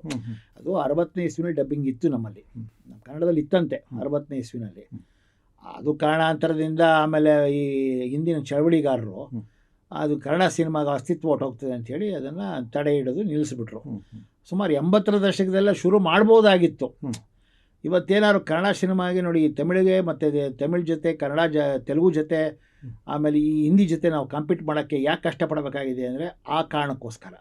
ಡಬ್ಬಿಂಗ್ನ ಅವತ್ತಿಂದ ನಾವು ಇಟ್ಕೊಂಬಿಟ್ಟಿದ್ರೆ ನಮ್ಮ ಜನ ಡಬ್ಬಿಂಗಲ್ಲೇ ನೋಡೋಣ, ಒರಿಜಿನಲ್ ಕನ್ನಡದಲ್ಲೇ ನೋಡೋರು, ಕನ್ನಡದಲ್ಲಿ ನೋಡೋ ಮನಸ್ಥಿತಿ ಬಂದ್ಬಿಟ್ಟಿರೋದು. ಈಗೇನಾಗಿದೆ, ನಾವು ಅನೇಕ ವರ್ಷಗಳ ಕಾಲ ನಾವೇನು ಮಾಡಿದ್ವಿ ಅಂದರೆ, ನೀವು ಹಿಂದಿಲೇ ನೋಡಿ ಹಿಂದಿ ಸಿನಿಮಾನ, ತಮಿಳಲ್ಲೇ ನೋಡಿ ತಮಿಳ್ ಸಿನಿಮಾನ, ತೆಲುಗು ಸಿನಿಮಾ ತೆಲುಗಲ್ಲೇ ನೋಡಿ ಅಂತ ಮಾಡಿದ್ರಿಂದಾಗಿ ಅವ್ರಿಗೆ ಆ ಕಡೆ ಒಂದಷ್ಟು ಇದಾಗೋಯ್ತು, ಒಲವು ಜಾಸ್ತಿ ಆಗೋಯ್ತು. ಅವ್ರು ಕನ್ನಡ ಸಿನಿಮಾ ಅಂದರೆ ಮೂಗು ಮುರಿಯೋ ಕಾಲ ಬಂದ್ಬಿಡ್ತು. ಈಗ ಇತ್ತೀಚೆಗೊಬ್ಬರು ಹೆಸರಾಂತ ನಟರೊಬ್ಬರು ಹೇಳಿದ್ದಾರೆ, 6 ಕೋಟಿ ಸಿನಿಮಾ 36 ಕೋಟಿ ಲಾಭ ಮಾಡ್ತಾರೆ ಅಂತ. ಅದು ಯಾಕಾಯಿತು ಅಂದರೆ ಈ ಕಾರಣಕ್ಕಾಯಿತು. ಡಬ್ಬಿಂಗ್ ಮೊದಲಿಂದ ಇದ್ದರೆ, ಈಗ ನೋಡಿ, ಈಗ ನಮ್ಮ ಪಕ್ಕದ ರಾಜ್ಯದಲ್ಲಿ ಕೂಡ ತಮಿಳ್ನಾಡಲ್ಲಿ ಡಬ್ಬಿಂಗ್ ಇದೆ. ಅವ್ರು ಯಾವತ್ತೂ ಡಬ್ಬಿಂಗ್ ನಿಲ್ಲಿಸಲೇ ಇಲ್ಲ, ರೈಟ್ ಫ್ರಮ್ ದಿ ಬಿಗಿನಿಂಗ್. ಇವತ್ತು ಅದಕ್ಕೆ ತಮಿಳ್ ಚಿತ್ರಕ್ಕೆ ಏನಾಗಿದೆ, ತಮಿಳು 106 ಕೋಟಿ ಬಿಸ್ನೆಸ್ ಆಗ್ತದೆ. ಆಮೇಲೆ ತಮಿಳ್ನಲ್ಲೇ ನೋಡ್ತಾರೆ. ಬೇರೆ ಯಾರೇ ಸಿನಿಮಾ ಮಾಡಿದ್ರು ಕೂಡ, ಹಿಂದಿಯವರಾಗಲಿ ತೆಲುಗರಾದರೆ ಆ ತಮಿಳಲ್ಲಿ ಡಬ್ ಮಾಡಿ ಹಾಕ್ತಾರಲ್ಲಿ. ನಮ್ಮಲ್ಲಿ ಅದು ಯಾಕೆ ಬರಲಿಲ್ಲ ಅಂದರೆ ನಾವು ವಿರೋಧ ಮಾಡ್ಕೊಂಬಂದಿದ್ದರಿಂದಾಗಿ. ನಮ್ಮ ವಿರೋಧ ತಪ್ಪಾಯಿತು ಅನ್ನೋದು ನನ್ನ ಸ್ಪಷ್ಟ ಅಭಿಪ್ರಾಯ. ಆ ವಿರೋಧ ನಾವು ಮಾಡದೇ ಇದ್ದಿದ್ರೆ ಕನ್ನಡ ಚಿತ್ರರಂಗನೂ ಒಂದು ದೊಡ್ಡ ಮಟ್ಟದ ಅಸ್ತಿತ್ವ ಕಾಣ್ಕೊತಾ ಇತ್ತು. ಇವಾಗ ಕಂಡಿದೆ, ಇವಾಗೇನು ಕಮ್ಮಿ ಇಲ್ಲ, ಬಟ್ ಇದಕ್ಕಿಂತ ದೊಡ್ಡ ಮಟ್ಟದಲ್ಲಿರೋದು. ಈ ಕೆಲವು ಯುವ ನಟರುಗಳೆಲ್ಲ ಬಂದು ಅದು ದೊಡ್ಡ ಮಟ್ಟಕ್ಕೆ ತೊಗೊಂಡೋಗಿದ್ದಾರೆ, ಅದು ಇನ್ನೂ ದೊಡ್ಡ ಮಟ್ಟದಲ್ಲಿರೋದು. ಬಟ್ ಅದಾಗಲಿಲ್ಲ. ಆಮೇಲೆ ನಾವು ಇದನ್ನು ಮಾಡಬೇಕು ಅಂತೇಳಿ ನಾನು ಬಾಂಬೆಗೆ ಹೋಗಿ ಒಂದು ಹಿಂದಿ ಸಿನಿಮಾ ತೊಗೊಂಬಂದೆ. ಹಿಂದಿ ಸಿನಿಮಾ ತೊಗೊಂಬಂದಮೇಲೆ ಆ ಸಿನಿಮಾ ಡಬ್ಬಿಂಗ್ ಮಾಡಬೇಕಾದ್ರೆ ಯಾರೋ ಡಬ್ಬಿಂಗ್ ಆರ್ಟಿಸ್ಟ್, ಈಗೇನು ರಿನ್ಯೂಡ್ ಡಬ್ಬಿಂಗ್ ಆರ್ಟಿಸ್ಟ್ ಅಂತೇನು ಇದ್ದಾರಲ್ಲ, ಹೆಸರು ಅಂತ ಅವತ್ತು ಇದ್ದರು, ಅವ್ರು ಯಾರೂ ಬರಲಿಲ್ಲ. ಅದೊಂದು ಎಕ್ಸಿಕ್ಯೂಷನ್ ದೊಡ್ಡ ಚಾಲೆಂಜ್ ಅಂದರೆ ರಾತ್ರಿ ಅವಳು 11 ಗಂಟೆಗೆ ಮಾಡೋದು, 12 ಗಂಟೆಗೆ ಮಾಡೋದು, ಈ ಸ್ಥಿತಿಗೆ ಬಂದ್ಬಿಡ್ತು. ಆಮೇಲೆ ಯಾರೂ ಬರ್ತಿರಲಿಲ್ಲ. ಯಾರೋ ಹಿಂದೆ ಡಬ್ಬಿಂಗ್ ಆರ್ಟಿಸ್ಟ್ಗಳಾಗಿ ರಿಟೈರ್ ಆಗಿದ್ರಲ್ಲ, ಅವರು ಒಂದಷ್ಟು ಜನ ಬಂದು ಏನೋ ಸಣ್ಣ ಪುಟ್ಟ ಮಾಡಿಕೊಡೋರು. ಅದರಲ್ಲಿ ಒಬ್ಬರು ಇವಾಗೂ ಇದ್ದಾರೆ, ಅವರು ಭಾಗವತರ್ ಅಂತ ಲೇಡಿ, ಆಕೆ ಒಬ್ಬರು ಶಿಲ್ಪಾ ಭಾಗವತರ, ಆಕೆ ಬಂದು ಮಾಡಿದ್ರು, ಧೈರ್ಯವಾಗಿ ಮಾಡಿದ್ರು ಪಾತ್ರ. ಆಕೆ ಕೈಲಿ 2 ಪಾತ್ರಕ್ಕೆ ಆಕೆ ಕೈಲೇ ಮಾಡಿಸ್ಬೇಕಾದಂಥ ಅನಿವಾರ್ಯತೆ ಇತ್ತು ನಮಗೆ. ಮಾಡಿದ್ರು ಅವರೊಬ್ಬರೇ ಮಾಡಿದ್ದು. ಇನ್ನು ಮಿಕ್ಕಿದವ್ರು ಯಾರೂ ಇವಾಗ ಅವ್ರು ಯಾರು ಮಾರ್ಕೆಟಲ್ಲೂ ಇಲ್ಲ. ಅವತ್ತು ಡಬ್ಬಿಂಗ್ ಮಾಡಿದವರು ಅವತ್ತಿಗೆ ಮಾರ್ಕೆಟಲ್ಲಿ ಇರಲಿಲ್ಲ, ಈಗಂತ ಇಲ್ವೇ ಇಲ್ಲ ಬಿಡಿ, ಅವರು ಯಾರೂ ಇರಲಿಲ್ಲ. ಆಮೇಲೆ ನಮ್ಮ ಸಾಹಿತಿಗಳೊಬ್ಬರು ಸಿಕ್ಕಿದ್ರು ನಮಗೆ, ಕಾರಣಾಂತರದ ಅವ್ರು ಇವಾಗಿಲ್ಲ. ಅವರು ಭಾಳ ಒಳ್ಳೊಳ್ಳೆ ಸಾಂಗ್ಸ್ನ ಬರ್ಕೊಟ್ರು. ಆಮೇಲೆ ಒಳ್ಳೆ ಮೇಲ್ವಿಚಾರಣೆ ಮಾಡಿದ್ರು, ಎಲ್ಲ ಮಾಡಿದ್ರು. ಹಾಗಾಗಿ ಅದು ಭಾಳ ಅಂದರೆ ಅದು ದಿನಗಟ್ಟಲೆ ಡಬ್ಬಿಂಗ್ ಮಾಡಬೇಕಾದಂಥ ಅನಿವಾರ್ಯತೆ ಬಂದ್ಬಿಡ್ತು ಪಾತ್ರಗಳಿಗೆ. ಕೊನೆಗೆ ನಾವೇ ಏನೋ ಒಂದಷ್ಟು ಮಾಡೋದು, ಆ ವಾಯ್ಸ್ ಸೂಟ್ ಆಗ್ತಿರಲಿಲ್ಲ. ಹೀಗಾಗಿ ಅದನ್ನು ಹೆಂಗೋ ಕಷ್ಟಪಟ್ಟು ಮುಗಿಸಿದ್ವಿ. ಸರ್, ಒಟ್ಟಾರೆ ಒಂದು ಡಬ್ಬಿಂಗ್ ಟ್ಯಾಲೆಂಟ್ ಪೂಲ್ ಕಡಿಮೆ ಇತ್ತು ಅನ್ಸುತ್ತೆ ಆ ಟೈಮಿಗೆ. ಜೊತೆಗೆ ಇದ್ದವರು ಕೂಡ ಈ ಒಂದು ಹೊಸ ಇದಕ್ಕೆ ತೆರೆದುಕೊಳ್ಳೋದಕ್ಕೆ ಸ್ವಲ್ಪ ಚಾಲೆಂಜಸ್ ಇತ್ತು ಅನ್ಸುತ್ತೆ. ಇಲ್ಲ, ಏನಾಗಿತ್ತು ಅಂದರೆ ಡಬ್ಬಿಂಗ್ ಆರ್ಟಿಸ್ಟ್ಗಳು ಕೆಲವರು ಏನು ಮಾರ್ಕ್ ಮಾಡ್ಕೊಂಡಿದ್ರಲ್ಲ, ಅವರ ಬಿಟ್ಟರೆ ಹೊಸಬರು ಯಾರೂ ಇರಲೇ ಇಲ್ಲ. ಹೊಸಬರು ಹೋದವ್ರು ಇರಲೇ ಇಲ್ಲ. ನೋಡಿ, ಈಗ ತಮಿಳ್ನಾಡಲ್ಲಿ ಹೋಗಿ ನೀವು ಇಂಥದ್ದು ಆರ್ಟಿಸ್ಟ್ ಸಿನಿಮಾ ಡಬ್ ಮಾಡಬೇಕು ಅಂದರೆ ಇಮ್ಮಿಡಿಯೇಟಾಗಿ ಅವ್ರ ವಾಯ್ಸ್ ಮ್ಯಾಚ್ ಆಗುವಂಥ ಡಬ್ಬಿಂಗ್ ಆರ್ಟಿಸ್ಟ್ ಬರ್ತಾರೆ. ಅಷ್ಟು ದೊಡ್ಡ ಟ್ಯಾಲೆಂಟ್ ಪೂಲ್ ಇದೆ ಅಲ್ಲಿ, ಅಷ್ಟೊಂದಿದೆ. ಯಾಕೆಂದರೆ 106 ವರ್ಷದಿಂದ ಮಾಡ್ಕೊಂಬಂದ್ಬಿಟ್ಟಿದ್ದಾರೆ. ಅಲ್ಲಿ ಇಂಥ ಕಲಾವಿದೆಗೆ ಇಂಥ ಕಲಾವಿದನಿಗೆ ಅದು ವಾಯ್ಸ್ ಮಾಡಬೇಕು ಅಂದರೆ ಅದಕ್ಕೆ ಮ್ಯಾಚ್ ಆಗುವಂಥವರು ಬರ್ತಾರೆ. ನಮ್ಮಲ್ಲಿ ಅದು ಇವತ್ತಿಗೂ ಇಲ್ಲ. ಇವತ್ತಿಗೂ ನಾವು ಕಷ್ಟಪಡಬೇಕು. ಅದು ಅಲ್ಲಿ ಅದಕ್ಕಾಗಿ ಏನಾದರೂ ನೀವು ತೆಲುಗಲ್ಲಾಗಲಿ ತಮಿಳಲ್ಲಾಗಲಿ ಇದು ಸುಲಭ. ಅದು ಕನ್ನಡದಲ್ಲಿ ಇವತ್ತಿಗೂ ಕೂಡ ಒಂದು ಸ್ಥಿತಿಗತಿ ಚೆನ್ನಾಗಿದೆ, ಬಟ್ ಇನ್ನೂ ಚೆನ್ನಾಗಿ ಆಗಬೇಕು. ಅದು ನೀವು ಶುರು ಮಾಡಿದಾಗಲಂತೂ ಇನ್ನೂ ದೊಡ್ಡ ಶುರು ಮಾಡಿದವಾಗ ಡಬ್ಬಿಂಗ್ ಅಂದರೆ ಎದುರ್ಕೊಂಡು ಓಡ್ಬಿಡೋರು, ಹೊಡೆದ್ಬಿಡ್ತಾರೆ, ಬಂದು ಹೊಡಿತಾರೆ, ಬಡಿತಾರೆ, ನಾವು ಬರಲ್ಲ ಅಂತ. ಯಾರೂ ಬರ್ತಾನೆ ಇರಲಿಲ್ಲ ಸರ್. ಭಾಳ ಇದಿತ್ತು. ಅದು ಹೇಳಿದ್ನಲ್ಲ, ಕದ್ದು ಮುಚ್ಚಿ ಮಾಡಬೇಕಾದಂಥ ಅನಿವಾರ್ಯತೆ ಇತ್ತು. ಆಮೇಲೆ ನಮಗೂ ಸಾಕಷ್ಟು ಬೆದರಿಕೆಗಳೆಲ್ಲ ಬಂತು. ಯಾರೋ ಒಂದಷ್ಟು ಬೆದರಿಕೆ ಹಾಕಿದ್ರೆ ನಾವೇನು ಅದಕ್ಕೆ ತಲೆ ಕೆಡಿಸ್ಕೊಳ್ಳಿಲ್ಲ, ಸುಮ್ಮನೆ ಆಗೋಗ್ಬಿಟ್ವಿ. ಆಮೇಲೆ ಅದರಲ್ಲಿ ಇದಾಯಿತು. ಆಮೇಲೆ ಮುಂದೆ ಸಿನಿಮಾಗಳು ಬರೋಕ್ಕೆ ಶುರುವಾಯಿತು. ಆಮೇಲೆ ನನ್ನನ್ನು ಅದರಲ್ಲೂ ಒಂದು ಘಟನೆ ನಡೆದ್ಬಿಡ್ತು. ನಾನು ಇನ್ನೊಂದು ಸಿನಿಮಾ ತಂದಾಗ ಚೇಂಬರ್ಲಿ ಸೆನ್ಸರ್ ಮಾಡಿಸ್ಬೇಕಾಗಿತ್ತು, ತಮಿಳ್ನಾಡಲ್ಲಿ ಮಾಡಿಸ್ಬೇಕಾಯಿತು. ಆವಾಗ ಹೋಗಿ ನಾನು ಒಂದು ಇದು ಕೊಡಿ ಟೈಟ್ಲ್ ಕೊಡಿ ಅಂತ ನಾನು ಚೇಂಬರ್ನಲ್ಲಿ ಕೇಳಿದೆ. ಆವಾಗ ಚೇಂಬರ್ನವರು ಎರಡೆರಡು ಮನಸ್ಸು ಕೊಡಬೇಕಾ ಬೇಡವಾ ಅಶೋಕ್ ಕೋರ್ಟಲ್ಲಿ ಕೇಸ್ಗಳು ನಡೀತಾ ಇತ್ತು. ಎಲ್ಲ ಆಗಿ ಕೊನೆಗೆ ನನ್ನನ್ನು ಏನು ಮಾಡಿದ್ರು ಅಂದರೆ ನಾನು ಡಬ್ಬಿಂಗ್ ಮಾಡ್ತೀನಿ ಅಂತೇಳಿ ನಾನು ಚೇಂಬರಿಂದ ಕಿತ್ತಾಕ್ಬಿಟ್ರು. ಅದು ಇವತ್ತಿಗೂ ಕೂಡ ಅವ್ರು ನನ್ನ ತೊಗೊಂಡಿಲ್ಲ. ಹೀಗಾಗಿ ಇಷ್ಟೆಲ್ಲ ಘಟನೆಗಳೆಲ್ಲ ಆಗೋಯ್ತು. ಆವಾಗ ಅನಿವಾರ್ಯ ಕಾರಣ ನಾವೇ ಇದನ್ನು ವಾಣಿಜ್ಯ ಮಂಡಳಿಯಲ್ಲಿ ಮಾಡ್ಕೋಬೇಕಾದಂಥ ಪರಿಸ್ಥಿತಿ ಬಂತು. ಅಂದರೆ ಸೆನ್ಸರ್ ಮಾಡೋ ಪ್ರಕಾರ ಇದು ಪ್ರಕ್ರಿಯೆ ನಿಂತೋಯ್ತಲ್ಲ. ನಮಗೆ ಇವ್ರು ಟೈಟ್ಲ್ ಕೊಡ್ತಿರ್ಲಿಲ್ವಲ್ಲ, ಲೆಟ್ರ್ ಕೊಡಬೇಕು, ಟೈಟ್ಲ್ ಕೊಡಬೇಕು, ಇವ್ರು ಯಾರು ಕೊಡಲ್ಲ ಅಂತ ಹೇಳ್ಬಿಟ್ರಲ್ಲ. ಹಾಗಾಗಿ ನಾವೇ ಮಾಡಿಕೊಂಡು ಆಮೇಲೆ ನಾವೇ ಡಬ್ಬಿಂಗ್ ಲೆಟರ್ಗಳು ಕಟ್ಕೊಂಡು ನಾವೇ ಮಾಡಿ ಮುಗಿಸ್ಬೇಕಾದಂಥ ಅನಿವಾರ್ಯ ಇತ್ತು. ಇದು ತುಂಬ ದೊಡ್ಡ ಚಾಲೆಂಜು, ದೊಡ್ಡ ಸಾಹಸ ಇದು. ವಾಣಿಜ್ಯ ಮಂಡಳಿ ಎಲ್ಲ ಮಾಡೋದು ಭಾಳ ಕಷ್ಟ. ಅದು 100 ವರ್ಷ ವಾಣಿಜ್ಯ ಮಂಡಳಿ ನಾವು ಹೋಗಿ ಸಡ್ಡು ಹೊಡಿಯೋದು ಅಂದರೆ ಅಷ್ಟು ಈಸಿ ಅಲ್ಲ. ಅದು ಅನಿವಾರ್ಯತೆ ಇತ್ತು, ಏನು ಮಾಡೋಕ್ಕಾಗ್ತಿರ್ಲಿಲ್ಲ. ಅದು ಬಿಟ್ಟರೆ ಬೇರೆ ದಾರಿನೇ ಇರಲಿಲ್ಲ ನಮಗೆ.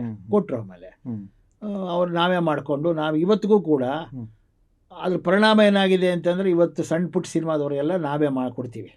ಅವ್ರು ಅಲ್ಲಿ ಹೋಗೋಕ್ಕಾಗಲ್ಲ, ದುಡ್ಡು ಜಾಸ್ತಿ, ಅದು ಇದೇನೋ ಕಾರಣಗಳಿರ್ತವೆ, ಅದನ್ನು ನಮ್ಮ ಹತ್ರನೇ ಮಾಡಿಸ್ಕೊತಾರೆ, ಕೊಡ್ತೀವಿ. ಡಬ್ಬಿಂಗ್ ಸಿನಿಮಾಗಳು ಆಮೇಲೆ ಈಗ ಯಾವುದೋ ಒಂದು ಡಬ್ಬಿಂಗ್ ಸೀರಿಯಲ್ಗಳು ಅವು ಇವು ಸೆನ್ಸಾರ್ ಮಾಡಿಸ್ಬೇಕು ಅಂದರೆ ಅದಕ್ಕೆ ಲೆಟರ್ ಕೊಡ್ತೀವಿ. ಅದೆಲ್ಲ ಇವತ್ತಿಗೂ ಇದೆ.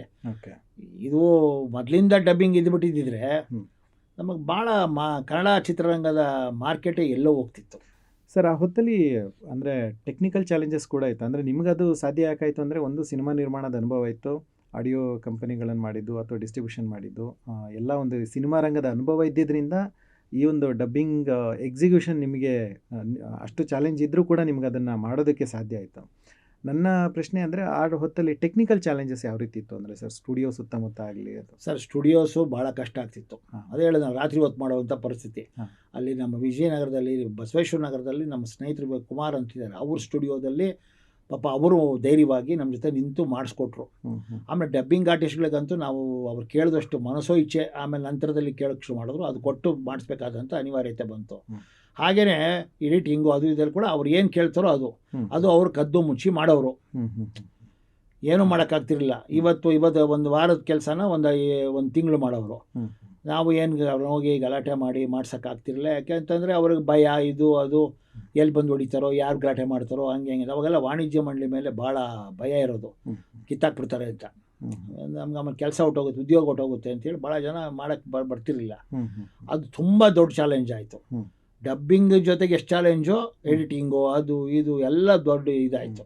ಓವರಾಲ್ ಒಂದು ಸಿನಿಮಾ ತರೋದು, ಅದ್ರ ಜೊತೆಗೆ ಅದನ್ನು ಡಬ್ ಮಾಡಿಸೋದು, ಅದು ಒಂದು ದೊಡ್ಡ ಸವಾಲು. ಹೌದು. ಅದಾದ ಮೇಲೆ ಮುಂದಿನ ಹಂತ ಸೆನ್ಸಾರಿಗೆ ನೀವು ಹೇಳಿದಾಗೆ ಒಂದು ವಾಣಿಜ್ಯ ಮಂಡಳಿಯನ್ನು ನೀವೇ ಹುಟ್ಟಾಕಬೇಕಾಗಿ ಬಂತು. ಅದರ ಒಂದು ಸೆನ್ಸಾರ್ ಮಂಡಳಿಯನ್ನು ಅಂದರೆ ಆ ಒಂದು ಸಿನಿಮಾಗೆ ಸೆನ್ಸಾರ್ ಮಾಡಿಸೋದಕ್ಕೋಸ್ಕರ. ಅದಾದಮೇಲೆ ರಿಲೀಸ್ ವಿಷಯಕ್ಕೆ ಬರುತ್ತೆ, ಅಂದರೆ ಡಿಸ್ಟ್ರಿಬ್ಯೂಷನ್ ಹೇಗಾಯಿತು ಅನ್ನೋದು. ಅದು ನಿಮಗೆ ಆಗಲೇ ಅನುಭವ ಇತ್ತು, ಆದರೆ ಡಬ್ಬಿಂಗ್ ಡಿಸ್ಟ್ರಿಬ್ಯೂಷನ್ ಇನ್ನೊಂದು ರೀತಿಯ ಒಂದು ದೊಡ್ಡ ಸವಾಲು ಅಂತ ನನಗನ್ಸುತ್ತೆ. ಸರ್, ಅದು ಇನ್ನೊಂದು ಅಧ್ಯಾಯ. ಇದೆಲ್ಲ ಏನೋ ಕಷ್ಟಪಟ್ಟು ಮುಗಿಸಿದ್ವಿ. ರಿಲೀಸ್ ಮಾಡೋದಿಲ್ಲಿ ಯಾರು ಚಿತ್ರಮಂದಿರ ಕೊಡೋಕ್ಕೆ ರೆಡಿ ಇಲ್ಲ. ಚಿತ್ರಮಂದಿರ ಒಂದೇ ಒಂದು ಥಿಯೇಟ್ರಿಗೆ ಕೊಟ್ಟರೆ ಒಡೆದಾಕ್ತೀವಿ ಅಂತಾರೆ. ಯಾರು ರಿಲೀಸ್ ಮಾಡೋಕ್ಕೆ ಮುಂದೆ ಬರೋಲ್ಲ. ಅಂಥ ಒಂದು ಭಯಾನಕವಾದ ಪರಿಸ್ಥಿತಿ. ಇದೆಲ್ಲ ಕದ್ದು ಮುಚ್ಚಿ ಮಾಡ್ಬೋದು, ರಿಲೀಸ್ ಏನು ಕದ್ದು ಮುಚ್ಚಿ ಮಾಡೋಕ್ಕಾಗಲ್ವಲ್ಲ, ಅದನ್ನ ಓಪನ್ ಆಗೇ ಮಾಡಬೇಕಲ್ಲ, ಯಾರೂ ಮಾಡೋಕ್ಕೆ ರೆಡಿ ಇಲ್ಲ. ಪಾಪ ಅವಾಗ ದಿವಂಗತ ಅರಳಿಕಟ್ಟಿ ಅವರು, ನಮ್ಮ ಹುಬ್ಳಿ ಏರಿಯಾದವರು ಇದ್ರೊಬ್ಬರು, ಅವರು ಒಂದಷ್ಟು ಥಿಯೇಟ್ರ್ಗಳನ್ನ ಹಿಡಿದು ಕನ್ವಿನ್ಸ್ ಮಾಡಿ ಮಾಡಿಸಿದ್ರು. ಕೊನೆಗೆ ಅದು ಕೂಡ ಹುಬ್ಳಿನಲ್ಲಿ ಭಾಳ ದೊಡ್ಡ ಗಲಾಟೆ ಆಯಿತು. ಆ ಥಿಯೇಟ್ರಿಗೆ ಬೆಂಕಿ ಹಚ್ಚಿದ್ರು, ಆ ಸ್ಕ್ರೀನೆಲ್ಲ ಸುಟ್ಟೋಯ್ತು, ಎಲ್ಲ ಆಯ್ತು. ಅಲ್ಲೂ ಮೊದಲನೇ ಸಿನಿಮಾ ಅಂತೂ ನಾವು ರಿಲೀಸ್ ಮಾಡೋಕ್ಕೆ ಆಗಲಿಲ್ಲ. ಸರ್, ಮೊದಲನೇ ಸಿನಿಮಾ ನನಗೆ ಗೊತ್ತಿರೋ ಹಾಗೆ ಇದು ನಾನು ಟೈಟ್ಲ್ ಬೇರೆ ಏನೋ ಇತ್ತು ಹಿಂದಿನಲ್ಲಿ, ಅದನ್ನ ಆ ಥರ ಕನ್ವರ್ಟ್ ಮಾಡ್ಕೊಂಡಿದ್ದೆ. ಅದ್ರ ಜೊತೆಗೆ ಅದರ ಪೇಪರೆಲ್ಲ ರಿವ್ಯೂ ಬರ್ಸಿದ್ರು, ಇದು ಕೆಟ್ಟ ಚಿತ್ರ, ಇದು ಸೆಕ್ಸ್ ಪಿಕ್ಚರು, ಹಾಗೆ ಹೀಗೆ ಅಂತ. ಅದರೊಳಗೆ ಏನು ಸೆಕ್ಸ್ ಇರಲಿಲ್ಲ. ಏನು ಡ್ಯುಯಲ್ ರಿಲೇಷನ್ಶಿಪ್ಪಿಂದ ಏನಾಗುತ್ತೆ ಅನ್ನೋದನ್ನು ಅವ್ರು ತೆಗೆದಿದ್ದು. ಅದನ್ನು ನಾನು ಆ ಥರ ಹೆಸರಿಟ್ಟಿದ್ದೆ. ಅದನ್ನೇ ಟೀಕೆ ಟಿಪ್ಪಣಿಗಳು ಬೇಕಾದಷ್ಟು ಮಾಡಿದ್ರು. ಆಮೇಲೆ ಚಾನಲ್ಗಳಲ್ಲಿ ಚಾನಲಲ್ಲಿ ಏನಾಗೋದು ಅಂದರೆ ನಮಗೆ ಯಾರೂ ಬೆಂಬಲಿಸ್ತಿರಲಿಲ್ಲ. ಚಾನಲ್ ಕರೆಯೋರು, ಈ ಡಿಸ್ಕಷನ್ ಕರೆಯೋರು, ಸಮಾಲೋಚನೆಗೆ ಅದಕ್ಕೆ ಕರೆಯೋರು. ಕರೆದು ನಮ್ಮನ್ನು ಕೂಡಿಸ್ಕೊಂಡು ತೋರಿಸೋರು. ನೋಡಿ 50ನೇ ಇಸ್ವಿನಲ್ಲಿ ನೋಡಿ ಇದು ಡಬ್ಬಿಂಗ್ ಆಗಿದೆ ಕನ್ನಡ ಸಿನಿಮಾ, ಎಷ್ಟು ಕೆಟ್ಟದಾಗಿದೆ ನೋಡಿ, ವಾಯ್ಸ್ ಎಲ್ಲೋ ಸಿನಿಮಾ ಎಲ್ಲೋ ಅಂತ ಹೇಳಿದ್ದು ಉಂಟು ನನಗೆ. ನಾನು ಅವಾಗ ಹೇಳ್ತಾ ಇದ್ದೆ, ಸರ್ ಅದು ಆ ಕಾಲದಲ್ಲಿರ್ಬೋದು, ಇವಾಗ ಹಿಂಗಲ್ಲ. ಸಿನಿಮಾ ಈ ಒರಿಜಿನಲ್ ಸಿನಿಮಾದಷ್ಟೇ ಚೆನ್ನಾಗಿರುತ್ತೆ ಡಬ್ಬಿಂಗ್, ಈಗ ನಿಮ್ಗೆ ಗೊತ್ತಿಲ್ಲ ಅಂತ. ಆದರೆ ಅವ್ರು ಕನ್ವಿನ್ಸ್ ಆಗ್ತಿರಲಿಲ್ಲ. ನಮ್ಮನ್ನು ಭಾಳ ಟೀಕೆ ಮಾಡೋರು. ಆಮೇಲೆ ಈ ವಾಣಿಜ್ಯ ಮಂಡಳಿ ಕೆಲವು ಪದಾಧಿಕಾರಿಗಳೆಲ್ಲ ಬರೋರು, ಅವರು ನಮ್ಮ ಮೇಲೆ ಹರಿಯಾಯೋರು ಎಲ್ಲ ಆಯ್ತದು. ಇದೇನು ನಿರಂತರ ಅದೇನು ಸುಮಾರು ಎಲ್ಲ ಚಾನಲಲ್ಲೂ ದಿನ ಅದೇ ಪ್ರೋಗ್ರಾಮ್ ಆಗೋದು, ದಿನ ಹೋಗಿ ಮಾತಾಡೋದು. ಆಮೇಲೆ ಕನ್ನಡ ಚಳವಳಿಗಾರರು ಒಂದಷ್ಟು ಜನ ಬರೋರು, ಅವ್ರು ಹೊಡೆಯೋಕ್ಕೆ ಬಂದ್ಬಿಡೋರು, ಮಾತಾಡ್ತಾ ಕೈ ಮಾಡೋಕ್ಕೆ ಬಂದ್ಬಿಡೋರು. ಆ ಸ್ಥಿತಿ ಎಲ್ಲ ಇತ್ತು. ಹೆಂಗೋ ಅದನ್ನೆಲ್ಲ ನಾವು ನಿಭಾಯಿಸ್ಕೊಂಡ್ವಿ. ಅದೆಲ್ಲ ಹೆಂಗೋ ಆಯಿತು. ಆಮೇಲೆ ಕೊನೆಗೆ ಇದೆಲ್ಲ ಆಯಿತು. ಆಮೇಲೆ ಅದಕ್ಕೆ ಇಷ್ಟೆಲ್ಲ ಸ್ವಲ್ಪ ಅದು ಆ ವೇಗ ಕಮ್ಮಿ ಆಗಿದ್ದು ಯಾಕೆ ಅಂದರೆ, ನೀವು ಗ್ರಾಹಕರ ಕೂಟ ಬನವಾಸಿ ಬಳಗ ಮಾಡಿದಂಥ ಕೆಲವು ಕಾರ್ಯಕ್ರಮಗಳು ಮುಖ್ಯವಾಗಿ ಏನಂತಂದರೆ ಕೋರ್ಟ್ಗಳಿಗೆ ಹೋಗಿತ್ತು. ಕೋರ್ಟ್ಗಳು ತೊಗೊಂಡಂತಾನೆ ಅವರು ಕೋರ್ಟ್ಗಳಿಗೆ ಹೆದರಬೇಕಾಯಿತು. ಯಾಕೆ ಸಿಕ್ಕಾಪಟ್ಟೆ ಪೆನಾಲ್ಟಿ ಬೀಳಬೇಕು. CCIನಲ್ಲಿ ಸಿಕ್ಕಾಪಟ್ಟೆ ಪೆನಾಲ್ಟಿ ಬಿತ್ತು. ಇದನ್ನೆಲ್ಲ ಈ ಬನವಾಸಿ ಬಳಗ ಕನ್ನಡ ಗ್ರಾಹಕರ ಕೂಟ ಮಾಡಿದ್ರಿಂದಾಗಿ ಇದು ಸುಲಭ ಆಗಿದ್ದು. ಅದು ಅವರು ಮಾಡದೇ ಇದ್ದಿದ್ರೆ ಇದನ್ನು ಈಗಲೂ ಮಾಡೋಕ್ಕಾಗ್ತಿರಲಿಲ್ಲ. ತುಂಬ ಕಷ್ಟ ಅಲ್ಲ, ಆಗ್ತಾನೆ ಇರಲಿಲ್ಲ. ಇದನ್ನೆಲ್ಲ ಮಾಡಿದ್ರು ಕೂಡ ಅವರು ಕೊಟ್ಟಂಥ ಒಂದೇನು ಬೆಂಬಲ ಇದೆಯಲ್ಲ, ನಿಂತ್ರಲ್ಲ ಹಿಂದೆ, ಅದೇ ದೊಡ್ಡ ವಿಷಯ. ಅದ್ರ ಜೊತೆಗೆ ಅದು ಜನಜಾಗೃತಿ ಮಾಡಿದ್ರು. ಆಮೇಲೆ ಮಾನಂದವ್ರು ಎಲ್ಲ ಕಡೆ ಅವರು ಬರೋರು, ಸಮಾಲೋಚನೆಗೆ ಅವ್ರು ಬರೋರು, ಮಾತಾಡೋರು ಚೆನ್ನಾಗಿ, ಒಳ್ಳೆ ಅದ್ಭುತವಾದ ಕನ್ನಡದಲ್ಲಿ ಮಾತಾಡೋರು, ಕನ್ವಿನ್ಸ್ ಮಾಡೋರು. ಹಾಗಾಗಿ ಏನಾಯಿತು ಅಂದರೆ ನಮಗೆ ಅದು ಒಂದು ದೊಡ್ಡ ಶಕ್ತಿ ಆಯಿತು. ಅದಾಗದೇ ಇವತ್ತಿಗೂ ಕೂಡ ಡಬ್ಬಿಂಗ್ ಅಷ್ಟು ಸಲೀಸಾಗಿ ಆಗ್ತಿರಲಿಲ್ಲ. ಅಷ್ಟು ಪ್ರತಿರೋಧನೆ ಇತ್ತು, ಅಷ್ಟು ಪ್ರತಿಭಟನೆಗಳಿತ್ತು, ಎಲ್ಲ ನಡೆಯೋದು. ಅದರಲ್ಲೂ ಕೂಡ ವಾಟಾಳ್ ನಾಗರಾಜ್ ಅವರು ಅಂತೂ ಸಿಕ್ಕಾಪಟ್ಟೆ ಪ್ರತಿಭಟನೆ ಮಾಡಿದ್ರು. ಅವರು ಪ್ರತಿಭಟನೆ ಸ್ಟೈಲಿನೇ ಬೇರೆ, ನೀವೆಲ್ಲ ಗೊತ್ತಿ ನಿಮಗೆ. ಅವ್ರು ಮಾಡಿದ್ರು, ಬಟ್ ಆದರೂ ಕೂಡ ಅದನ್ನೆಲ್ಲ ಮೀರಿ ನಾವು ನಿಲ್ಲಬೇಕಾಯಿತು. ಅದು ನಿಲ್ಲಬೇಕಾಯಿತು ಅಂದರೆ ಅವರನ್ನು ಬಗ್ಗಿಸಿದ್ದೆ ಈ CCI. ಇದಕ್ಕೆ ಅಪ್ರೋಚ್ ಮಾಡಿಸಿದ್ದೆ ಕನ್ನಡ ಗ್ರಾಹಕರ ಕೂಟ ಬನವಾಸಿ ಬಳಗ. ಅವರು ಕಾನೂನಿನ ಕ್ರಮಗಳು ಏನು ತೊಗೊಂಡ್ರು ಅದು ಸ್ವಲ್ಪ ಸ್ಮೂತ್ ಆಯಿತು ನಮಗೆ. ಅದು ತೊಗೊಳ್ಳದೇ ಇದ್ದಿದ್ರೆ ನಮಗೆ ಸ್ಮೂತ್ ಆಗ್ತಿರಲಿಲ್ಲ. ಇಲ್ಲಿ ಯಾರೇ ಆದರೂ ಸ್ವಲ್ಪ ಕಾನೂನಿಗೆ ತಲೆ ಬಾಗಲೇಬೇಕಾಗುತ್ತೆ, ತಲೆ ಬಾಳಬೇಕು. ಆಮೇಲೆ CCIನ ವಿಪರೀತ ಪೆನಾಲ್ಟಿ ಬಿತ್ತು. ಚೇಂಬರ್ನವರು ಕೂಡ ಕೊನೆಗೆ ಅದರಿಂದ ಈಚೆ ಬರಬೇಕಾಯಿತು, ದೂರ ಆಗಬೇಕಾಯಿತು. ಯಾಕೆ ಅಂದರೆ ವಿಪರೀತ ಪೆನಾಲ್ಟಿಗಳು ಬಂತು ಅವ್ರಿಗೆ. ಹಾಗಾಗಿ ಏನಾಯಿತು, ಅವ್ರು ಇದು ದುಡ್ಡು ಸಿಕ್ಕಾಪಟ್ಟೆ ಹೋಗುತ್ತೆ ಅಂತೇಳಿ ದೂರ ಆಗೋದ್ರು. ಚೇಂಬರು ಹಿಂದಿನಿಂದಾಗಲಿ ಒಳಗೆ ಬೆಂಬಲ ಕೊಡೋದು ಎಲ್ಲ ನಿಲ್ಲಿಸ್ಬಿಟ್ರು. ಹಾಗಾಗಿ ಆ ಕ್ರಮಗಳಿಂದಾಗಿ ಈ ಡಬ್ಬಿಂಗ್ ಇವತ್ತೇನು ನಾವು ನೋಡ್ತಾ ಇದ್ದೀವಲ್ಲ, ಇವತ್ತೇನು ಪ್ರಸ್ತುತ ಡಬ್ಬಿಂಗ್ ವಿದ್ಯಮಾನಗಳೇನಿದೆಯಲ್ಲ, ಅದಕ್ಕೆಲ್ಲ ಕಾರಣಕರ್ತರು ನಮಗಿಂತ ಹೆಚ್ಚಾಗಿ ಬನವಾಸಿ ಬಳಗ ಕನ್ನಡ ಗ್ರಾಹಕರ ಕೂಟ. ಅವರು ಮಾಡಿದಂಥ ಒಂದು ಹರಸಾಹಸ ಬರೀ ಅಷ್ಟೇ ಅಲ್ವಲ್ಲ, ಅದ್ರ ಹಿಂದೆ ಹಣ ಇದೆ. ಹಣ ಹಾಕಬೇಕು, ಲಾಯರ್ ನಡಿಬೇಕು, ಓಡಾಡಬೇಕು. ಅದು ಇಲ್ಲಿ ನಮ್ಮಲ್ಲಿ ಯಾವುದು ಕೇಸ್ ಇಲ್ಲಿ ನಡೆಯಲ್ಲ, ಅಲ್ಲ ಡೆಲ್ಲಿಗೆ ಹೋಗ್ಬೇಕು. ಇದೆಲ್ಲ ಮಾಡಿದ್ರಲ್ಲ, ಅದಕ್ಕೆ ನಾವು ಯಾವತ್ತೂ ಅವರಿಗೆ ಋಣಿಗಳಾಗಿರಬೇಕು. ಮತ್ತು ಅದರಲ್ಲಿ ಅದರಲ್ಲಿ ಮುಖ್ಯಸ್ಥರಾಗಿದ್ದಂಥ ನಮ್ಮ ಗಣೇಶ್ ಚೇತನ್ ಅವರು, ರಮೇಶ್ ಅವರು, ಆಮೇಲೆ ಇದೆಲ್ಲ ಇದೆಯಲ್ಲ, ಇವರೆಲ್ಲ ಭಾರಿ ಶ್ರಮ ಪಟ್ಟಿದ್ದಾರೆ, ನಮಗಿಂತ ಶ್ರಮ ಪಟ್ಟಿದ್ದಾರೆ ಪಾಪ. ಅಲ್ಲ, ಅದು ಒಂದು ದೊಡ್ಡ ಶ್ರಮನೇ ಖಂಡಿತವಾಗ್ಲೂ, ಅದು ತೆಗೆದುಹಾಕೋ ಹೋಗಿಲ್ಲ. ಜೊತೆಗೆ ಸಿನಿಮಾ ಉದ್ದಿಮೆ ಪರವಾಗಿ ನೀವು ಕೂಡ ನಿಂತಿದ್ದು ಒಂದು ದೊಡ್ಡ ಶಕ್ತಿಯಾಗಿ ನಿಂತಿದ್ದು ಹೆಲ್ಪ್ ಆಯ್ತು. ಇಲ್ಲಾಂದರೆ ಅದು ಕನ್ನಡದ ಉಳಿವಿಗಾಗಿ ಬನವಾಸಿ ಬಳಗ ಹಾಗೂ ಗ್ರಾಹಕರ ಕೂಟ ಚಿಂತನೆಯನ್ನು ನಡೆಸಿ ಅದಕ್ಕೆ ಬೇಕಾಗಿರೋ ಪೂರಕವಾದ ಕೆಲಸ ಮಾಡ್ತಾಯಿತ್ತು. ಅದರ ಜೊತೆಗೆ ಉದ್ದಿಮೆಯಿಂದ ಒಬ್ಬರು ಅದಕ್ಕೆ ನೆರವಾಗಿ ಈ ಒಂದು ಸಿನಿಮಾ ಮಾಡೋಣ ಬನ್ನಿ ಅಂತ ಹೇಳಿ ನೀವು ನಿಂತು ನೀವು ಬೆಂಬಲ ಕೊಡದೆ ಹೋಗಿದ್ದಿದ್ರೆ ಅದೊಂದು ರೀತಿ ಎರಡು ಕೈ ಸೇರಿದ್ರೆ ಚಪ್ಪಾಳೆ ಅನ್ನೋ ಹಾಗೆ ಎಲ್ಲ ಪ್ರಯತ್ನಗಳು ಸೇರಿದ್ರಿಂದ ಇದಿಷ್ಟು ಇವತ್ತಿನ ಒಂದು ಡಬ್ಬಿಂಗ್ ಒಂದು ದೊಡ್ಡ ಮಾರುಕಟ್ಟೆಯಾಗಿ ಬೆಳೆದಿದೆ. ಜೊತೆಗೆ ಕನ್ನಡದ ಮನೋರಂಜನೆ ಮಾರುಕಟ್ಟೆಯಲ್ಲಿ ಒಂದು ರೀತಿ ಅದನ್ನು ಹಿಗ್ಗಿಸ್ತಾ ಇದೆ, ಒಂದು ಮಾರುಕಟ್ಟೆಯ ವ್ಯಾಪ್ತಿಯನ್ನು ಹಿಗ್ಗಿಸ್ತಾ ಇದೆ. ಸೊ ಅದಕ್ಕೆ ಸಾಧ್ಯ ಆಗಿದ್ದು ನಿಜವಾಗ್ಲೂ ಅದು ಎರಡು, ನಾನು ಹೇಳಿದಾಗೆ ಎರಡು ಕೈ ಸೇರಿದ್ರೆ ಚಪ್ಪಾಳೆ ಅನ್ನೋಂಗೆ ನೀವು ಹಾಗೆ ಬನವಾಸಿ ಬಳಗ ಮತ್ತು ಕನ್ನಡ ಗ್ರಾಹಕರ ಕೂಟದ ಒಟ್ಟಾರೆ ಪ್ರಯತ್ನ ನನಗನ್ಸುತ್ತೆ. ಸರ್, ಆ ಟೈಮಲ್ಲಿ ಅದೇ ಒಂದು ಸಾಹಸ ಮಾಡಿ ಡಬ್ಬಿಂಗ್ ಎಲ್ಲ ಬಂತು. ಡಿಸ್ಟ್ರಿಬ್ಯೂಷನಿಂದು ಹೇಳ್ತಾ ಇದ್ದರೆ, ಡಿಸ್ಟ್ರಿಬ್ಯೂಷನ್ ಥಿಯೇಟ್ರ್ಗಳು ಅಂತ ನೋಡೋಕೆ ಬಂದಾಗ ನಮಗೆ ಪ್ರತಿ ವಾರಕ್ಕೆ ಎಷ್ಟು ಕಂಟೆಂಟ್ ಇದ್ದರೂ ಸಾಲಲ್ಲ ಅನ್ನೋ ಪರಿಸ್ಥಿತಿ. ಅಂದರೆ ಪ್ರತಿ ವಾರ ಹೊಸ ಸಿನಿಮಾ ಬೇಕು, ಒಳ್ಳೊಳ್ಳೆ ಸಿನಿಮಾಗಳು ಬೇಕು ಒಂದು ಥಿಯೇಟರ್ನ ನಡೆಸಬೇಕು ಅಂದರೆ. ಡಬ್ಬಿಂಗ್ ಬಂದರೆ ಒಂದಷ್ಟು ಕಂಟೆಂಟಿನ ಆಯ್ಕೆಗಳು ಜಾಸ್ತಿ. ಒಂದು ಸಿನಿಮಾಗೆ ಈಗ ನನಗೆ ಯಾವುದೋ ಒಂದು ನಮ್ಮ ಊರಲ್ಲಿ ಒಂದು ಥಿಯೇಟ್ರ್ ಇದ್ದರೆ ಆ ಥಿಯೇಟ್ರಲ್ಲಿ ಬರೀ ಕನ್ನಡ ಸಿನಿಮಾಗಳು ಬರ್ತಾಯಿದ್ರೆ, ಈ ವಾರ ಯಾವುದೇ ಕನ್ನಡ ಸಿನಿಮಾ ಇಲ್ಲ ಅಂದರೆ ನನ್ನ ಮುಂದೆ ಡಬ್ಬಿಂಗ್ ಇಲ್ಲ ಅಂದರೆ ಯಾವುದೇ ಆಯ್ಕೆ ಇಲ್ಲ. ಒಂದು ನಾನು ಯಾವುದಾದ್ರೂ ಬೇರೆ ಹಳೆ ಕನ್ನಡ ಸಿನಿಮಾಕ್ಕೆ ಹೋಗಬೇಕು, ಅಥವಾ ಇರೋದ್ರಲ್ಲೇ ಒಂದು ಒಲ್ಲದ ಮನಸ್ಸಿಂದ ಒಪ್ಕೊಂಡ್ಬಿಡ್ಬೇಕು. ಅಥವಾ ಡಬ್ಬಿಂಗ್ ಇತ್ತು ಅಂದರೆ ಒಂದು ತಮಿಳು, ತೆಲುಗು, ಹಿಂದಿಯ ಕನ್ನಡ ಅವತರಣಿಕೆ ಜೊತೆಗೆ ಕನ್ನಡ ಸಿನಿಮಾ, ಇಷ್ಟು ಆಯ್ಕೆಗಳಿರುತ್ತೆ. ಇದರಲ್ಲಿ ನನಗೆ ಯಾವುದು ಸರಿ ಅನಿಸುತ್ತೋ ನಾನು ಅದನ್ನು ನಮ್ಮ ಥಿಯೇಟ್ರಿಗೆ ಹಾಕ್ಕೊಬೋದು. ನಮ್ಮ ಥಿಯೇಟ್ರಿನ ಒಂದು ಎಕನಾಮಿನೂ ಕೂಡ ಗಟ್ಟಿ ಆಗ್ತಾ ಹೋಗುತ್ತೆ. ಸೊ ಈ ಒಂದು ಸಾಧ್ಯತೆಗಳು ನಿಮಗೆ ಅರ್ಥ ಆಗಿತ್ತು, ಆದರೆ ಈಗಿನ ಹೆಚ್ಚಿನ ಥಿಯೇಟರ್ಗಳಿಗೂ ಕೂಡ ಅರ್ಥ ಆಗ್ತಾ ಇದೆ. ಆದರೂ ಡಿಸ್ಟ್ರಿಬ್ಯೂಷನ್ ಅನ್ನೋದು ಚಾಲೆಂಜ್ ಆಗ್ತಾ ಬಂತು ಅಲ್ವಾ? ಸೊ ಅದ್ರ ಬಗ್ಗೆ ನಿಮಗೆ ಏನು ಅನ್ಸುತ್ತೆ ಸರ್? ಇಲ್ಲ, ಡಿಸ್ಟ್ರಿಬ್ಯೂಷನ್ ಯಾಕೆ ಚಾಲೆಂಜ್ ಆಯಿತು ಅಂದರೆ ಈ ಬೈದಿಯಿಂದ ಹಾಂ ಯಾರು ಮಾಡೋಕ್ಕೆ ಮುಂದೆ ಬರ್ತಿರ್ಲಿಲ್ಲ. ಹಾಂ. ಚಿತ್ರಮಂದಿರದವ್ರು ಅಲ್ಲಿ ಕಲ್ಲು ಹೊಡಿತಾರೆ ಅಂತೇಳಿ ಅವರು ಥಿಯೇಟ್ರೇ ಕೊಡ್ತಿರ್ಲಿಲ್ಲ. Okay okay. ಚಿತ್ರಮಂದಿರದವ್ರು ಯಾವಾಗ ಥಿಯೇಟ್ರ್ ಕೊಡಲ್ವೋ ಡಿಸ್ಟ್ರಿಬ್ಯೂಟರ್ ತಾನೇ ಏನು ಮಾಡ್ತಾರೆ, ಮಾಡಬೇಕು ಅಂತ ಇರೋ ಡಿಸ್ಟ್ರಿಬ್ಯೂಟರ್ ಕೂಡ ಮಾಡೋಕ್ಕಾಗಲಿಲ್ಲ ರೀ, ಥಿಯೇಟ್ರ್ ಸಿಕ್ಕಲ್ಲ, ಸುಮ್ಮನೆ ಗಲಾಟೆ ಮಾಡ್ತಾರೆ, ಥಿಯೇಟ್ರ್ ಮುಂದೆ ಹೋಗಿ ಅಲ್ಲಿ ಡ್ಯಾಮೇಜ್ ಮಾಡ್ತಾರೆ, ಅದೆಲ್ಲ ನಮಗೆ ತಲೆಗೆ ಬರುತ್ತೆ, ಹಂಗೆ ಹಿಂಗೆ ಅಂತೇಳಿ ಎಲ್ಲ ತಪ್ಪಿಸ್ಕೊಂಬಿಡೋರು. ಅದು ದೊಡ್ಡ ಇದಾಗ್ತಿತ್ತು ಸರ್. ಈಗ ಅದರಲ್ಲಿ ಬದಲಾವಣೆ ಗಾಳಿನೂ ಬೀಸ್ತಾ ಇದೆ ಅಂತ ಅನಿಸುತ್ತೆ. ಯಾಕಂದರೆ ಇತ್ತೀಚೆಗೆ ನಾವು ಆದಿಪುರುಷು ಅಥವಾ ಜೈಲರ್ ಹಾಗೆ ಪೊನ್ನಿಯಿನ್ ಸೆಲ್ವನ್ ಅನ್ನೋ ಬೇರೆ ಭಾಷೆಯ ಚಿತ್ರಗಳು ಕನ್ನಡಕ್ಕೆ ಡಬ್ಬಾಗಿ ಥಿಯೇಟರ್ನಲ್ಲಿ ಒಳ್ಳೆ ರೀತಿಯಲ್ಲಿ ಬಿಡುಗಡೆಯನ್ನು ಕಂಡಿದೆ. ಹಾಗೆ ಜನರ ಒಂದು ಸ್ಪಂದನೆಯೂ ಕೂಡ ಅದಕ್ಕೆ ಚೆನ್ನಾಗಿದೆ. ಹಣಕಾಸಿನ ವಿಚಾರದಲ್ಲೂ ತುಂಬ ಒಳ್ಳೆಯ ಕಲೆಕ್ಷನ್ನ, ಬಾಕ್ಸ್ ಆಫೀಸ್ ಕಲೆಕ್ಷನ್ನ ಮಾಡಿದೆ ಅಂತಲೂ ಹೇಳಿದ್ದಾರೆ. ಸೊ ಅದು ಕ್ರಮೇಣವಾಗಿ ಬದಲಾಗ್ತಾ ಇದೆ, ಇನ್ನೂ ಜನ ತೆರೆದುಕೊಳ್ತಾ ಇದ್ದಾರೆ. ಜೊತೆಗೆ ಇನ್ನೂ ಥಿಯೇಟರ್ಗಳು ಅದಕ್ಕೆ ಹೆಚ್ಚೆಚ್ಚು ತೆರೆದುಕೊಂಡಂತೆ ಜನ ಬರೋದು, ಅದು ನೋಡೋದು, ಅದೊಂದು ಅಭ್ಯಾಸ ಬೆಳ್ಕೊಳ್ಳುತ್ತೆ ಅಂತ ನನಗನ್ಸುತ್ತೆ.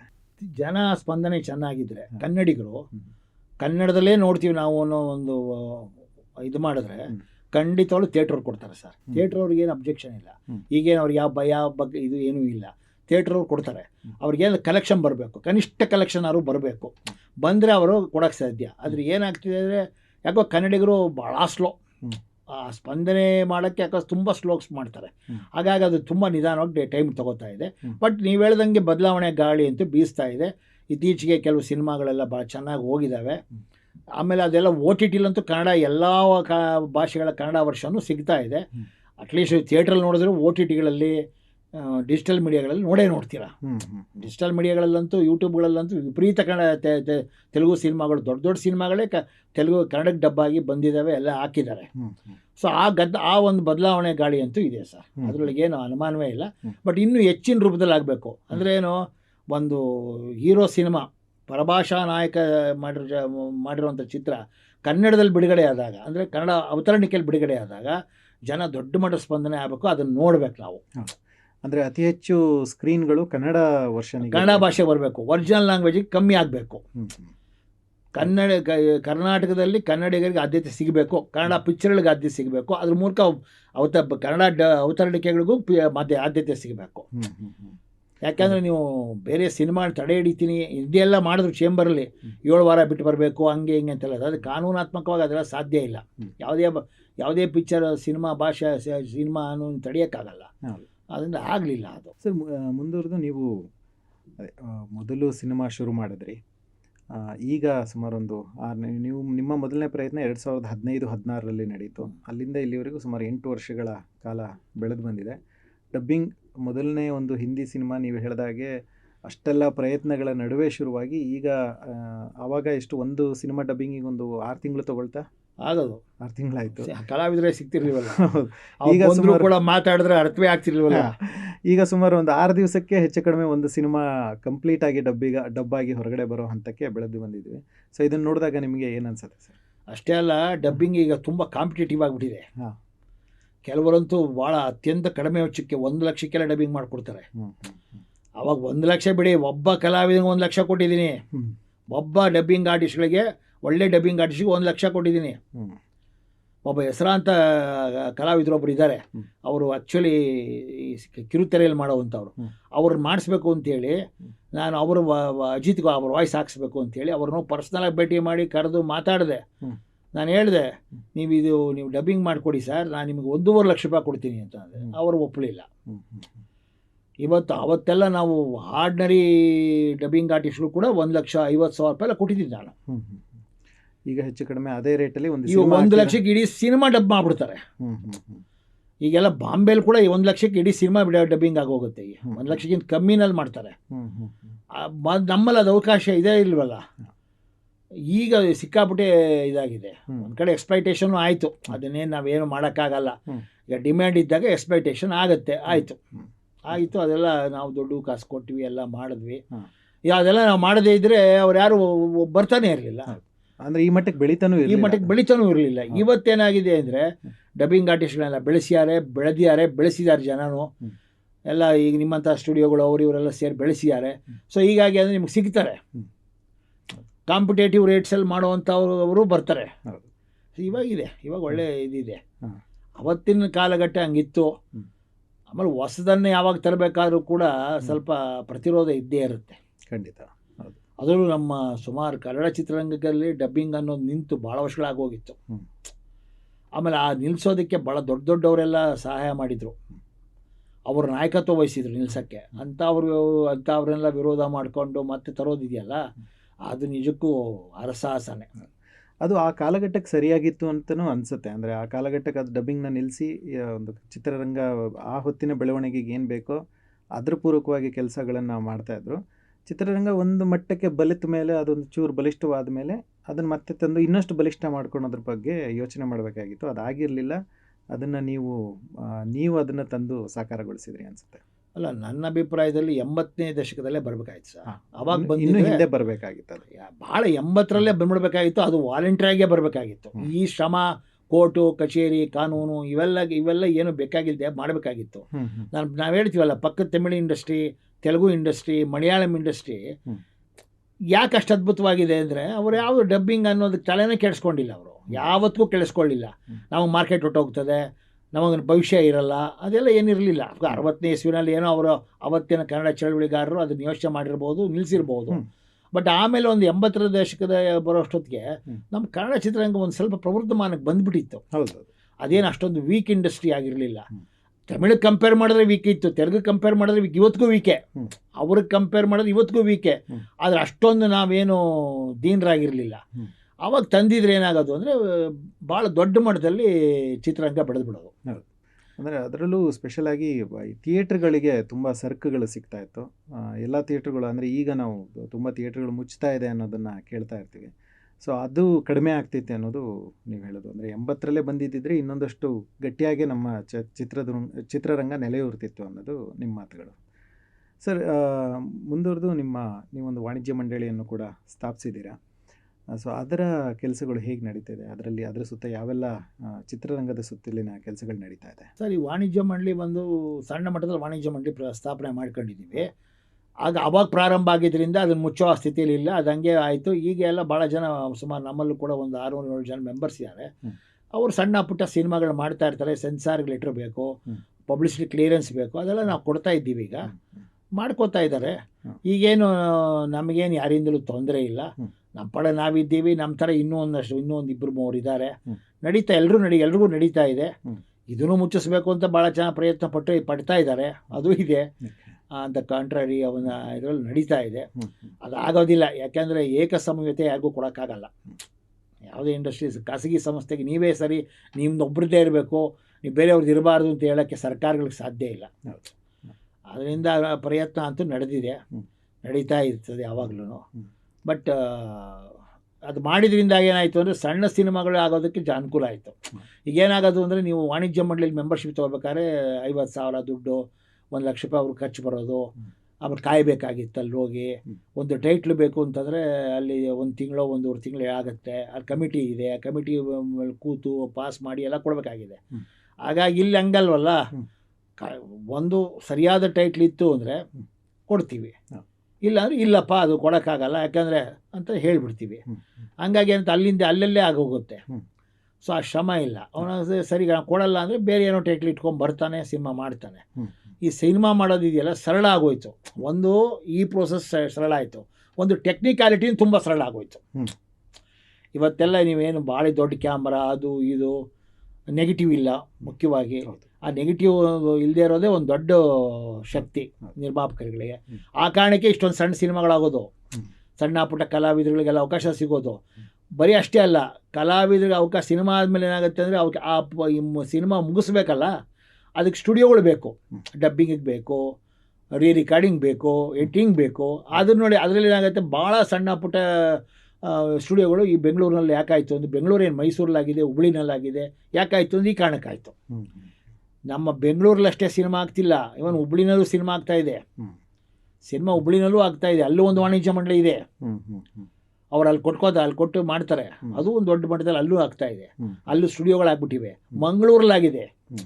ಮಂಗಳೂರಲ್ಲಿ ಕೂಡ ತರಾವರಿ ಸ್ಟುಡಿಯೋಗಳಾಗಿದ್ದಾವೆ. ದೊಡ್ಡ ಮಟ್ಟದಲ್ಲಿ ಇನ್ವೆಸ್ಟ್ಮೆಂಟ್ ಮಾಡಿದ್ದಾರೆ. ಎಲ್ಲ ಆಗಿದೆ. ಸೊ ಇಂಡಸ್ಟ್ರಿ ನೋಡಿ ಇದೇನಾಯಿತು ಅಂದರೆ ದೊಡ್ಡ ಮಟ್ಟದಲ್ಲಿ ಬೆಳೀತು, ಕೆಲಸ ಸಿಕ್ತು, ಉದ್ಯೋಗ ಪ್ರಾಪ್ತಿ ಆಯಿತು. ಅದು ಕೂಡ ಯೋಚನೆ ಮಾಡಬೇಕಲ್ಲ.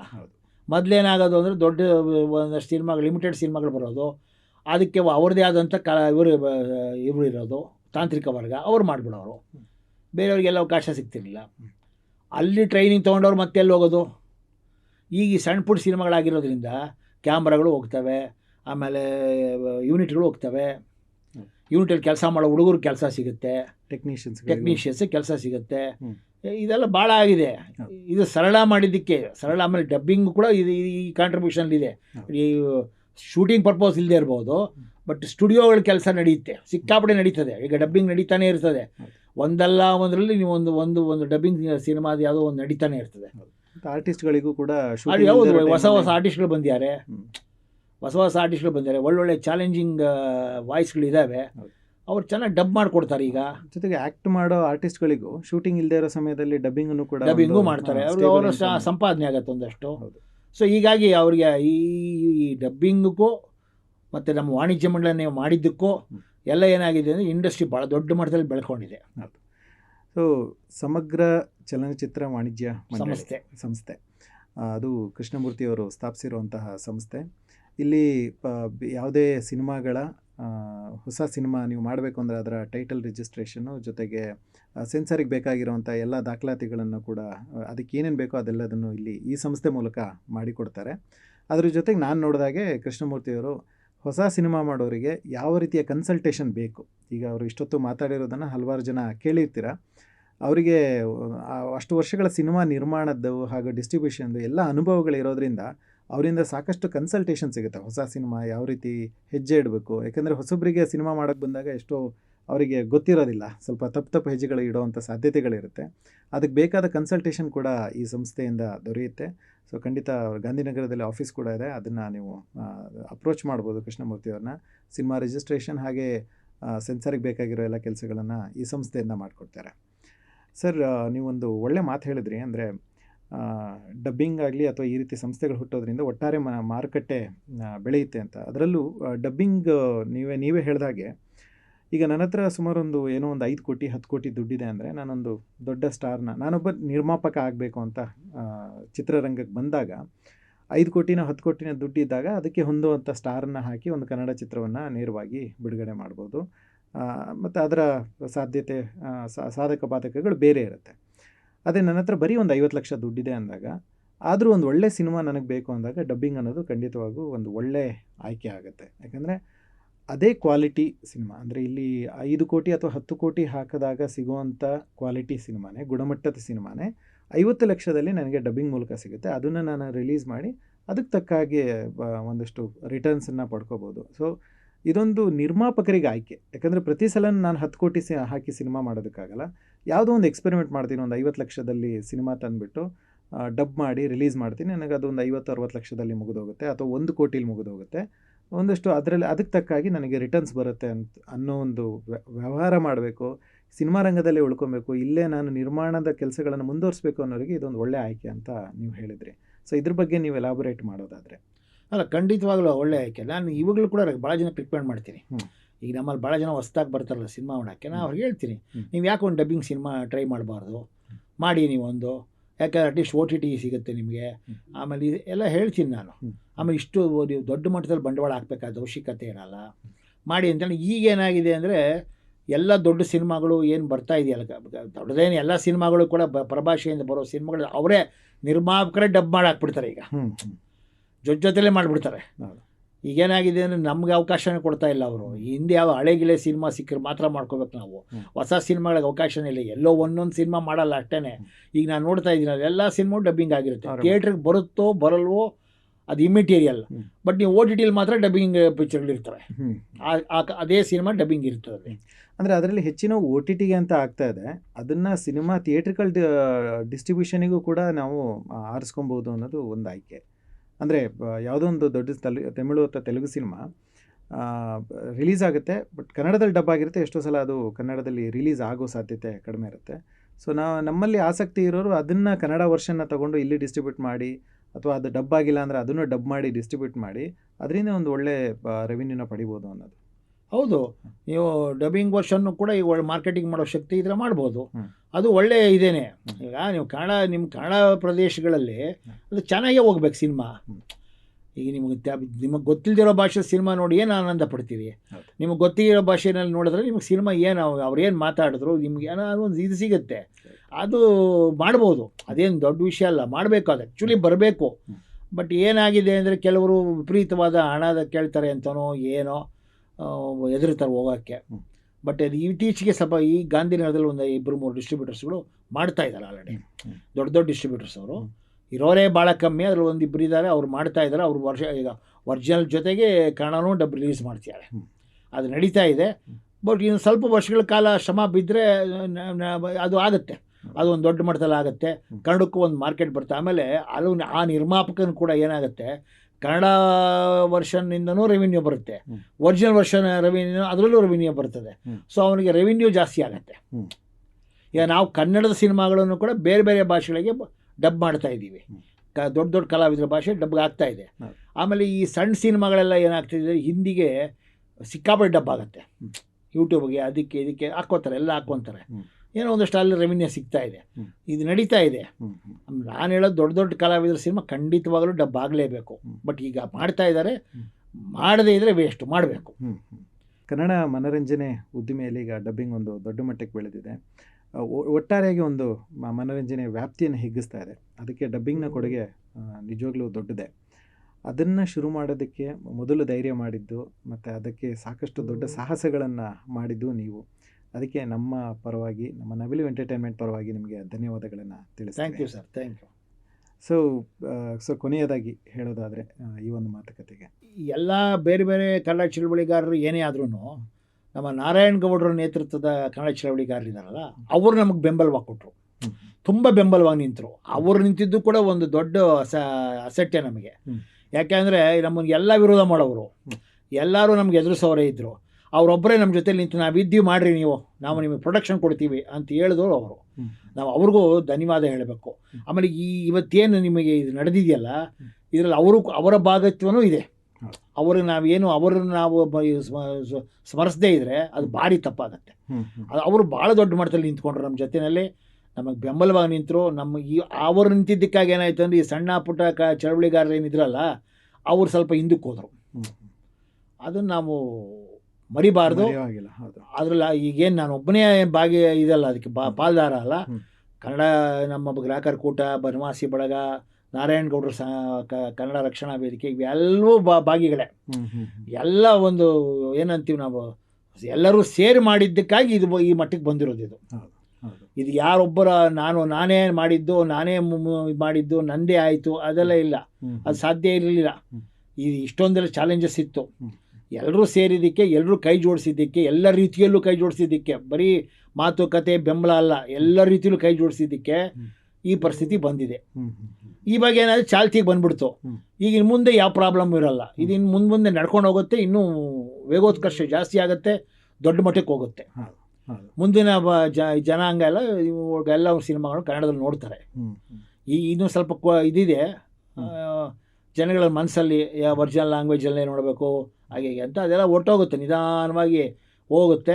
ಇನ್ನೊಂದು 10 ವರ್ಷದಲ್ಲಿ ಬಹುತೇಕ ನಾನು ಅಂದ್ಕೊಂಡ್ರಂಗೆ ಕನ್ನಡ ಚಿತ್ರರಂಗ, ಡಬ್ಬಿಂಗ್ ಇಂಡಸ್ಟ್ರಿ ಅಥವಾ ಈ ಭಾಳ ದೊಡ್ಡ ಮಟ್ಟದಲ್ಲಿ ಬೆಳೆಯುತ್ತೆ, ಇನ್ನೂ ದೊಡ್ಡ ಮಟ್ಟದಲ್ಲಿ ಬೆಳೆಯುತ್ತೆ. ಈಗಲೇ ಸಾಕಷ್ಟು ಬೆಳೆದಿದೆ, ಆಗ ಇನ್ನೂ ದೊಡ್ಡ ಮಟ್ಟದಲ್ಲಿ ಬೆಳೆಯುತ್ತೆ. ಅವಾಗ ಎಲ್ಲ ಭಾಷೆಗಳು ಡಬ್ಬಿಂಗ್ ಕಡ್ಡಾಯವಾಗಿ ಆಗುತ್ತೆ. ಚಿತ್ರಮಂದಿರಗಳ ವಿಷಯ ನನಗೆ ಗೊತ್ತಿಲ್ಲ, ಯಾಕೆಂದರೆ ಈಗ ಜನ ಥಿಯೇಟ್ರ್ಗಳು ಬರೋದೇ ಕಮ್ಮಿ ಆಗಿರೋದ್ರಿಂದಾಗಿ ಅದು ಸ್ವಲ್ಪ ಚಿತ್ರಮಂದಿರಗಳಿಗೂ ರೆವಿನ್ಯೂ ಸಿಗ್ತಾ ಇಲ್ಲ. ಆಗ ಕೆಲವರೆಲ್ಲ ಹೊಡೆದಾಕ್ಕೊಂಡು ಕ್ಲೋಸ್ ಮಾಡ್ತಾ ಇದ್ದಾರೆ. ಅದೊಂದು ದೊಡ್ಡ ದುಃಖಕರವಾದ ಸಂಗತಿ. ಅದೇನು ಮಾಡೋಕ್ಕಾಗಲ್ಲ, ಜನರ ಮನಸ್ಥಿತಿ ಅದು. ಎಲ್ಲ OTT, ಯೂಟ್ಯೂಬ್ಗಳು, ಈ ಡಿಜಿಟಲ್ ಮೀಡಿಯಾಗಳಲ್ಲಿ ಸಿನಿಮಾ ಬರೋಕ್ಕೆ ಶುರು ಆದಮೇಲೆ ಏನಾಯಿತು ಅಂದರೆ ಥಿಯೇಟ್ರಿಗೆ ಬರುವಂಥ ಮನಸ್ಥಿತಿಯೇ ಕಮ್ಮಿ ಆಗೋಯ್ತು. ಈಗ ಮನೇಲಿ ಕೂತ್ಕೊಂಡೇ ಥಿಯೇಟ್ರಿಕಲ್ ಎಫೆಕ್ಟ್ ಸಿನಿಮಾ ನೋಡ್ಬಿಡ್ತಾರೆ. ಅದು ಏನು ಮಾಡೋಕ್ಕಾಗತ್ತೆ. ಈ ಟೆಕ್ನಾಲಜಿ ಬೆಳೆದಂಗೆ ಅದು ಬೆಳೆದಿದೆ. ಅದರ ದುಷ್ಪರಿಣಾಮ ಚಿತ್ರಮಂದಿರದ ಮೇಲೆ ಬೀಳ್ತಾ ಇದೆ. ಅದೇ ಸೊ ಅದು ಅಂದರೆ ಕಾಲಕ್ಕೆ ತಕ್ಕ ಹಾಗೆ ಕಾಲಕ್ಕೆ ತಕ್ಕ ಬದಲಾವಣೆ ಆಗುತ್ತೆ ಸರ್, ಆಗಲೇಬೇಕು, ಆಗುತ್ತೆ. ಸೊ ಅದು ಯಾವ ರೀತಿ ಬದಲಾವಣೆ ಆಗುತ್ತೆ ಅನ್ನೋದನ್ನು ನಾವಿನ್ನೂ ಕಾದು ನೋಡ್ಬೇಕು. ಯಾಕಂದರೆ ಎಲ್ಲ ಕೋ ಎಕ್ಸಿಸ್ಟೆನ್ಸಲ್ಲೂ ಇರ್ಬೋದು. ಅಂದರೆ ಮುಂಚೆ ಟಿ ವಿ ಬಂದ ತಕ್ಷಣವೇ ಇದೇ ರೀತಿ ಒಂದು ಮಾತು ಪೆಟ್ಟು ಆಗಿತ್ತು ಅನಿಸುತ್ತೆ. ಅಂದರೆ ಟಿ ವಿ ಬಂದಾಗ ಟಿ ವಿ ನೋಡ್ತಾರೆ, ಹಾಗಾಗಿ ಚಿತ್ರಮಂದಿರಕ್ಕೆ ಜನ ಬರೋದು ಕಡಿಮೆ ಆಗಿದೆ ಅನ್ನೋದು ಇತ್ತು. ಬಟ್ ಅದೆರಡೂ ಅಂದರೆ ಒಂಥರ ಒಟ್ಟಿಗೆ ಸುಮಾರು ವರ್ಷಗಳ ಕಾಲ ನಡೆದುಕೊಂಡು ಬಂದಿದೆ. ಸೊ ಇದು ಮುಂದೆ ಏನೋ ಒಂದಷ್ಟು ಕೋರ್ಸ್ ಕರೆಕ್ಷನ್ ಆಗಿ ಒಂದು ಹಂತಕ್ಕೆ ಬರ್ಬೋದು ಅಂತ ನನಗನ್ಸುತ್ತೆ. ಅಲ್ಲ, ಬರ್ಬೋದೇನೋ. ಆ ಟಿ ವಿ ಬಂದಾಗ ಅದೊಂದು ಭಯ ಇತ್ತು, ಟಿ ವಿ ಬಂದುಬಿಟ್ಟಿದೆ, ಇನ್ನು ಕನ್ನಡ ಸಿನಿಮಾಗಳು ಯಾರು ನೋಡ್ತಾರೆ ಹಂಗೆ ಹಿಂಗೆ ಅಂತ. ಬಟ್ ಟಿ ವಿಗಳಲ್ಲಿ ನೇರವಾಗಿ ಕನ್ನಡ ಸಿನಿಮಾ ಬರ್ತಿರಲಿಲ್ಲ. ಇವತ್ತು ಓ ಟಿ ಟಿ ಹಂಗಲ್ಲ, 50 ಡೇಸೋ 25 ಡೇಸೋ ಆದ ತಕ್ಷಣ ನೇರವಾಗಿ ಬರುತ್ತೆ ಸಿನಿಮಾ. ಹಾಗಾಗಿ ಅಲ್ಲಿ ಏನಾಗ್ತಾ ಇದೆ ಅಂದರೆ ನಿಮಗೆ ಈಸಿ ಅವೈಲಬಿಲಿಟಿ. ಕೆಲವರಂತೂ ರಿಲೀಸ್ ಜೊತೆಲೇ ಓ ಟಿ ಟಿ ತರ್ತಾರೆ. ಸೊ ಹಾಗಾಗಿ ಅವರಿಗೆ ಏನಾಗಿದೆ ಅಂದರೆ ಥಿಯೇಟ್ರಿಗೆ ಹೋಗಿ ನೋಡೋವಂಥದ್ದು ಇಲ್ಲೇ ಇದೆಯಲ್ಲಪ್ಪ, ಇಲ್ಲೇ ನೋಡೋಣ ಅಂತಾರೆ. ಆಮೇಲೆ ಒಂದು ಥಿಯೇಟ್ರಿಕಲ್ಲಿ ಅಡ್ಮಿಷನ್ನು ಅದು ಇದು ರೇಟ್ಸ್ ಎಲ್ಲ ಜಾಸ್ತಿ ಇರೋದ್ರಿಂದ ಏನಕ್ಕೆ ಹೋಗ್ಬೇಕು ಆ ಶ್ರಮ, ಎಲ್ಲ ಟ್ರಾಫಿಕ್ಕು ಶ್ರಮ ಯಾಕೆ ಬೇಕು ಅಂತೇಳಿ ಮನೇಲಿ ಕೂತ್ಕೊಂಡು ಥಿಯೇಟ್ರಿಕಲ್ ಎಫೆಕ್ಟಲ್ಲಿ ಸಿನಿಮಾ ನೋಡ್ಕೋತಾರೆ. ಅದೆಲ್ಲ ಈಗ ಟೆಕ್ನಾಲಜಿನ ಹೇಳಿದ್ನಲ್ಲ, ಟೆಕ್ನಾಲಜಿ ಬೆಳೆದಂಗೆ ಅದು ಬದಲಾವಣೆ ಆಗೋಗಿದೆ. ನಾವೇನು ಮಾಡೋಕ್ಕಾಗಲ್ಲ. ಆ ಪರಿವರ್ತನೆ ನಾವು ಒಪ್ಕೊಳ್ಳೇಬೇಕು. ಪರಿವರ್ತನೆ ಜೊತೆಗೆ ನಾವು ಹೋಗಬೇಕು, ಅದು ಸತ್ಯ. ಸರ್, ಒಟ್ಟಾರೆ ಒಂದು ಡಬ್ಬಿಂಗ್ನ ದೂರದೃಷ್ಟಿ ಇಟ್ಕೊಂಡು ನೀವು ಸಾಕಷ್ಟು ಕೆಲಸ ಮಾಡಿದ್ದೀರಾ. ಅದರ ಕೆಲಸ ಹೇಗೆಲ್ಲ ಆಯಿತು, ಏನೆಲ್ಲ ತೊಂದರೆ ತಾಪತ್ರಯಗಳಾಯಿತು, ಯಾವೆಲ್ಲ ಸವಾಲುಗಳು ಎದುರಾಯಿತು ಅನ್ನೋದನ್ನು ನಿಮ್ಮ ಅನುಭವಗಳ ಜೊತೆಗೆ ಇಷ್ಟೊತ್ತು ನಮ್ಮ ಜೊತೆ ಹಂಚ್ಕೊಂಡಿದ್ದೀರಾ. ಇಷ್ಟೊತ್ತು ನಮ್ಮ ಜೊತೆ ಇದ್ದು ಇಷ್ಟೆಲ್ಲ ಮಾತುಗಳನ್ನು ಹಂಚ್ಕೊಂಡಿದ್ದಕ್ಕೆ ಧನ್ಯವಾದಗಳು sir. Thank you sir, thank you very much.